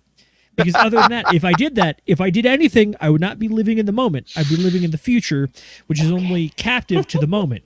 Which means the correct answer is to embrace the homelessness and then keep living in the moment, which is me being late to my speech, which means no one gets help, I am late, and everyone is pissed off. And then you get to become homeless now. I was going to say, that's the next logical step. Probable. Become homeless, because now you've been kicked out of seminary for missing your speech. Tent City coming soon. Yep. Man, fuck Tent. You know what? Actually, Farmer J, I'm gonna say this. Fuck Tent City. We need a raft city, bro. We need to get all the Hexicans together and tie a bunch of canoes and then float down the Mississippi, and it'll just be a big Hexican raft of canoes. Great. Water World. Yeah, yep, it's gonna be Water World. Kevin Costner will be a Hexican now. Oh man. We're gonna build the barnacle. We're gonna build the barnacle. Build the barnacle. All right, man. Is it time for us to do the thing again, Zenith? I got my paper right here. I see that there's some new folks in town. I'm ready. Yeah, it's time for the thing. It's time for the thing. Ladies and gentlemen, boys and girls, crypto degenerates, ducks and squirrels. It's time for motherfucking chat shoutouts. Woohoo! I need to get some sound bites. So I'm gonna. Hey, if you guys have recommendations for a sound bite, I'm thinking of Rick Rollin. I'm thinking of the like da da da da da da da da da that you see on like ESPN or whatever. No, that's the Monday Night Football theme, I think. That's what it is. Yes, the football theme, or the intro to Rick Astley's "Never Gonna Give You Up," or maybe like some tub thumping or something. I need soundbite suggestions. What do you got, Mrs. Get it? Really quick, Will, what I think we should do is we should make all of these sound bites, and they would be fantastic and beautiful, but we will only use them if they are made by Will, imitating whatever sound it is that he wants to steal. Oh my God. To avoid copyright, and yes, they'd be amazing. So you guys should hear my THX sound stereo system impersonation. So not really. All of these sound effects we'll are just going to be that one in there. All the sound effects are just going to be Will doing a cappella sound effects on his own. Yes, exactly. You got it. Perfect. Ideal, I can get behind this. Ideal situation here. This is exactly what we need. We're going to have to chip in for a big soundboard. Yeah, we just got to get Will the Stream Deck. Oh, fuck. I don't know if I'm ready for this. This could be interesting, ladies and gentlemen. This is your time, Will. This is your time. Oh, man, the peer pressure is real, guys. Hey, don't do drugs, even if people peer pressure you. And if a stranger comes by with drugs, you say thank you because drugs are very expensive. And we'll put that right up there in the rest of the Will advice. I'm still waiting for people to offer me drugs. I was told all my life people were going to come offer me drugs. Yeah. All right, guys. In prison though. For real this time, it's time for some motherfucking chat shoutouts. So let's shout out the chat and see what's going on and say hi to the folks at home because they're saying hi to us. Zenith, what do we got? Mrs. Producer, I think we pulled this one up. But we are going to do it again because Jenna Nelson deserves a second hello. And she says, hello, with a smiley face. Hello, Jenna. We hope you're having a very happy Friday and a good start to your weekend because that's what it is. It's Friday night. And we're just out here having a book club instead of like, I don't know, being in a club or a bar. This is where it's at. Best club. Haven't you heard our intro? That is about as club-esque as you can get. That's true. Free admission, strip club free music. admission too, unlike the club. Free admission. True. And we got Chad Donnerschwantz over here saying, hello, fellow homeless people yeeters. I suppose Chad has thrown his fair share of homeless people, much like Miss Trunchable from the Matilda movie, where she hammer tosses the one girl or whatever and fucking yeets her by the pigtails. So I can see the DGen Roundtable. Maybe that'll be happening at our next meetup. Maybe you guys will catch us doing the homeless people decathlon or something like that. That would be an event. My God. I probably did use a not great word for that, but I meant to lift them and throw them over your shoulder, not just like yeet them. Look, sometimes yeet is the correct answer. And then finally, ladies and gentlemen, boys and girls, we've got Moon-Pilled Raptional Optics in here saying sounds so optimistic with the little face going on. I think that was in response to my shit post in real time of the power of now, talking about how you can only exist in the moment. Therefore, are they homeless, or is this just their moment too? Yep. Who knows? Yeah, I think it was in response to our story of how ultimately we end up homeless now because of all of these things that connected in the now. Very true. Very true. How dare you call them homeless? The earth is their home. They are one with Mother Earth. There we go. There's Excellent. a lot of ways to interpret that.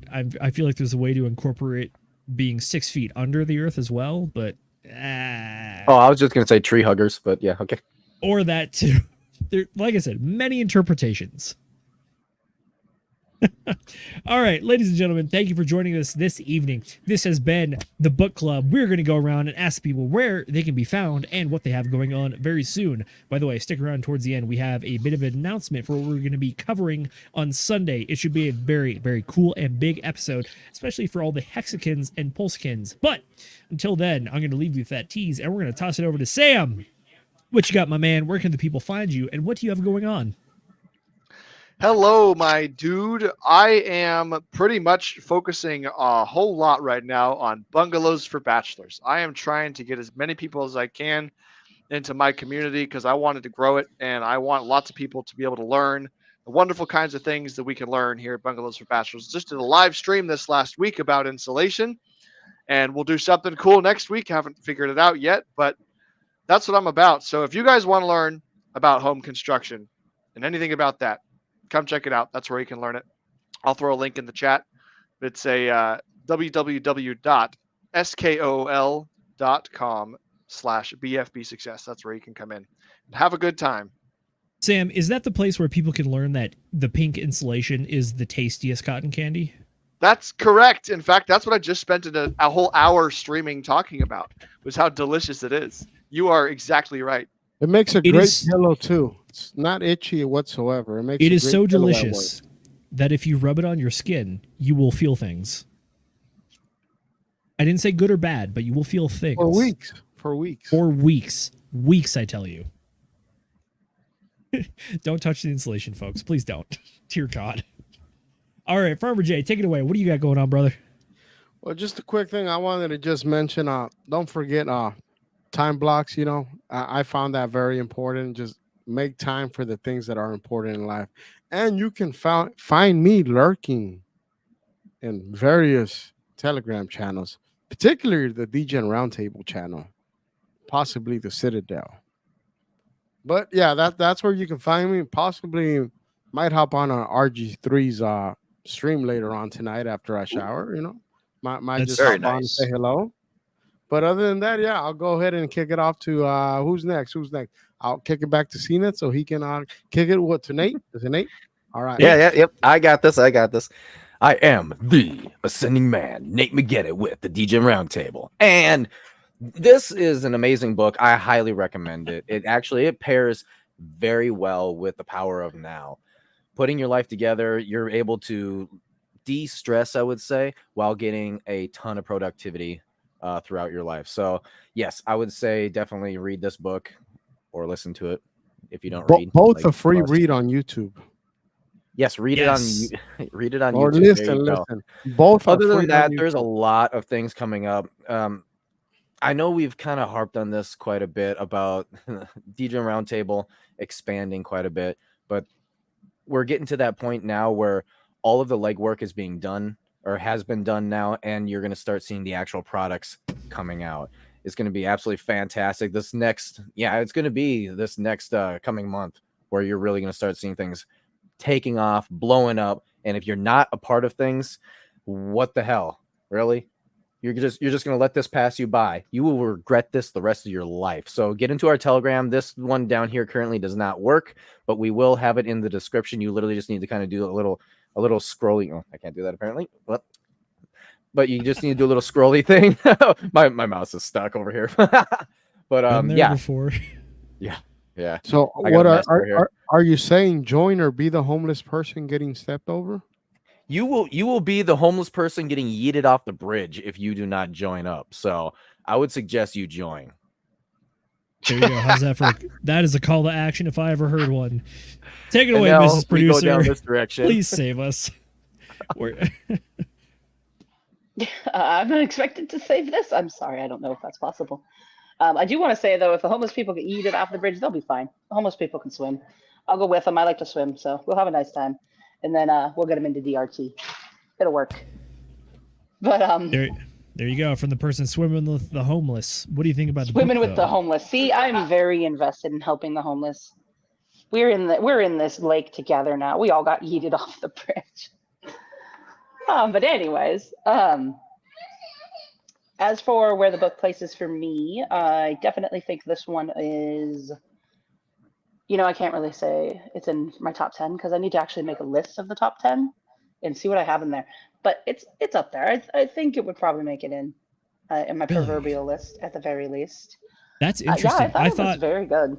I thought this would have been like a snap top 3 for you based on the way you were talking about it earlier. What are you talking about? Yeeting the homeless people into the lake? No, I'm talking about this, not the weird tangents we got on. No, I don't have a solid list. When I make lists, they become like very solid things in my mind. So I'd have to actually physically make one to really, have that and be able to drive that home. But I think, yeah, for sure, it would probably be in my top 5. I did really enjoy it. All the information about multitasking and how you can increase productivity by essentially not doing that. I think that's very valuable information for many people in today's world. He even mentions that multitasking has become such a concept that people like put it in their resumes and look for it when they're trying to hire new employees as well. Yeah. So there's very good things to consider, in my opinion. As for where you can find me, DJ Roundtable Telegram. I will update the QR code by the next time we do an episode. So Sunday, I'll have the new one on all of our backgrounds. Apologize for that. Just had so much going on the last few days getting home. I did get Wednesdays ready, but it kind of slipped my mind after that. So, but it will be rectified. That is all good. No worries. Besides, I think the next person to speak is the one who has a good link for the new QR code. And that is none other than our beautiful co-host, the man with the best hair. Links guy. I do have the best hair. I have the most hair out of all of us on this channel. I have nothing but just luscious locks, and I've started my own comb factory because I go through comb so much, brushing all my luscious locks and hair.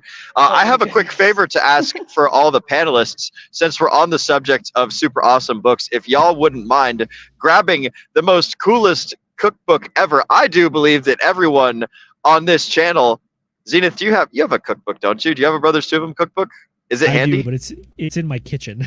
Ah, fiddlesticks. Well, that's where it belongs. Ladies and gentlemen, boys and girls, crypto degenerates, ducks and squirrels, if you want one of these fantastic cookbooks, of which there are only 50, as you can see, they are serialized very officially with a permanent marker. If you want one of these fantastic cookbooks, then what you need to do is you need to go to will.pls.f. Actually, you know what? Fuck that. You need to go to t.me/Will Stevenson, which I am now dropping in the chat, and you need to send me a little message in there saying, I want a cookbook that costs $10. I've got like, man, I don't even know. I've got like less than 10 of them. So, of the total lie, stash, guys, you might want to pay double for them too, because I read through it and it is actually very entertaining to read through it. Yes, it does sound like Will. You cannot find this information anywhere else. The contents of this book are unique to this one. There is no second best. There is no second best. There is no second best. Oh man, maybe. Well, I'm not going to say maybes, but I was thinking like after all 50 of them are sold out, I will say definitively we're never making any more. These 50 are the only ones that ever exist. So if you guys want a copy of this Tower Climbers cookbook, I think I've got like 7 or 8 left over. One of which is I'm holding on to for Agent J. But that one's labeled, so you can't have it. And I don't remember how many Sam has left over. But the point is, if you guys want a copy of this Tower Climbers cookbook, then you need to go to t.me/Will Stevenson, and you need to say, I want a copy of this cookbook. And from there, I will give you instructions on what's to follow. Other than that, you guys can find all of my socials at will.pls.fyi, which I will also drop in the chat below. https:// will.pls.fyi. That's where all my socials are. You can find my link tree in there, which mostly shows all the work that I've done in my life, like online, whether it's building Rule Zero archives or whether it's writing a book about value systems, or whether it's just like my different social medias and other projects that I'm working on. The DGen Roundtable's in there too. Will.pls.fyi will get you linked up to all of my socials though, so you guys can follow me on Twitter, you can follow me on Instagram, you can follow me on Facebook, you can hang out in the DGen Roundtable Telegram.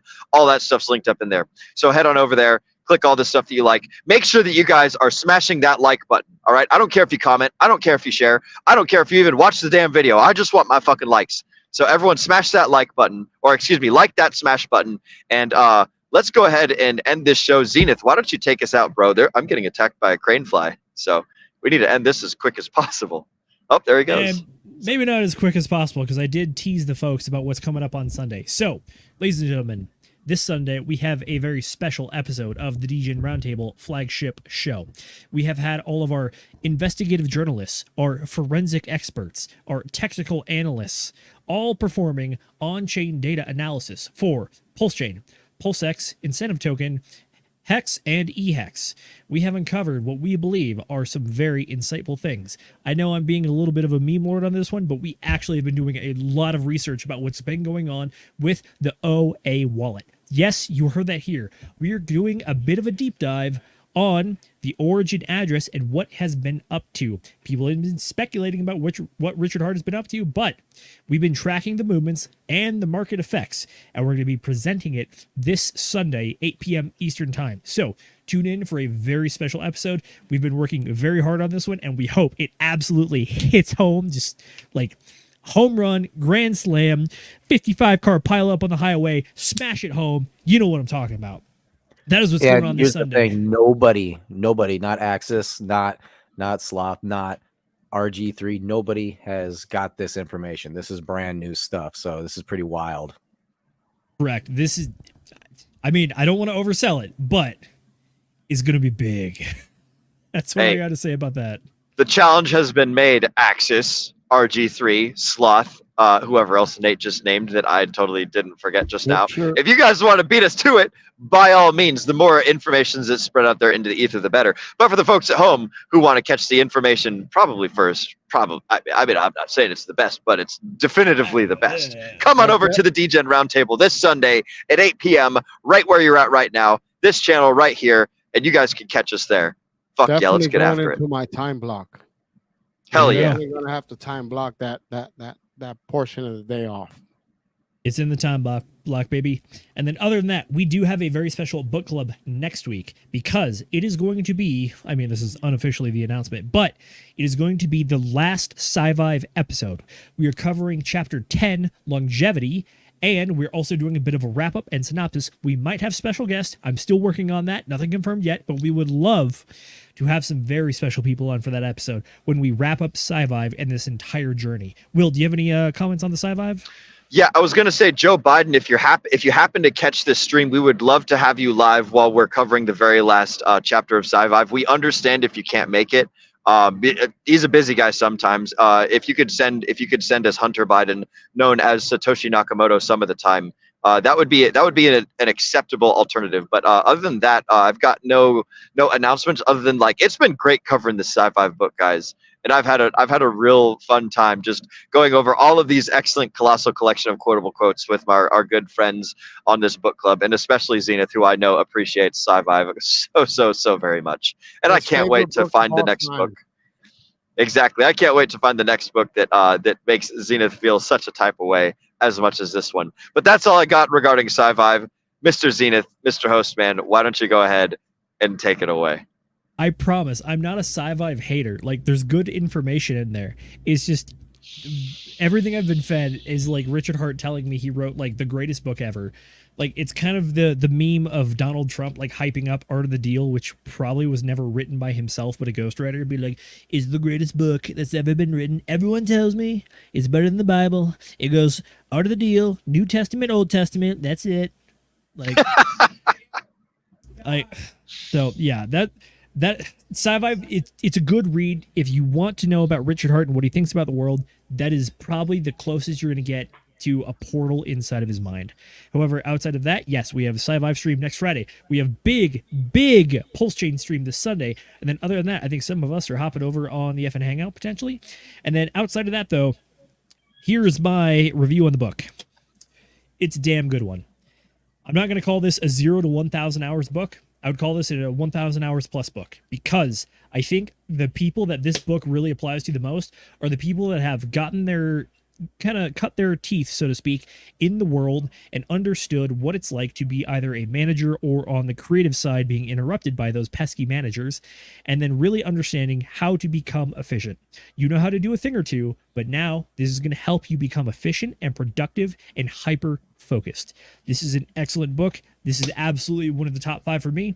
I would have to go through and judge the criteria about what the top one is in what niche. But as far as just like a generalized life advice, productivity, being a professional, this is up there. It really is. And it's a very easy read too. The audiobook on YouTube is like 5.5 hours at most. You can easily double speed it and get through the whole thing. And there's tons of resources out there, lots of quotes, summaries, synopsises, whatever.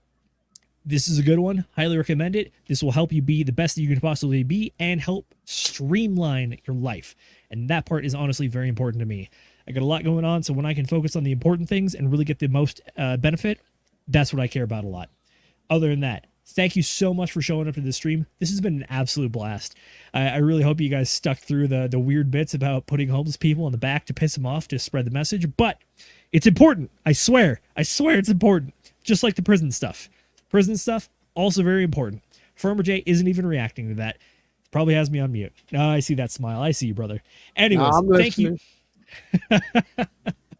People at home, thank you so much for spending time with us. We hope this has been insightful and informative, and we know that time is your most valuable asset. So until we see you guys next time, we thank you for spending time with us, and we hope you continue and always degen responsibly.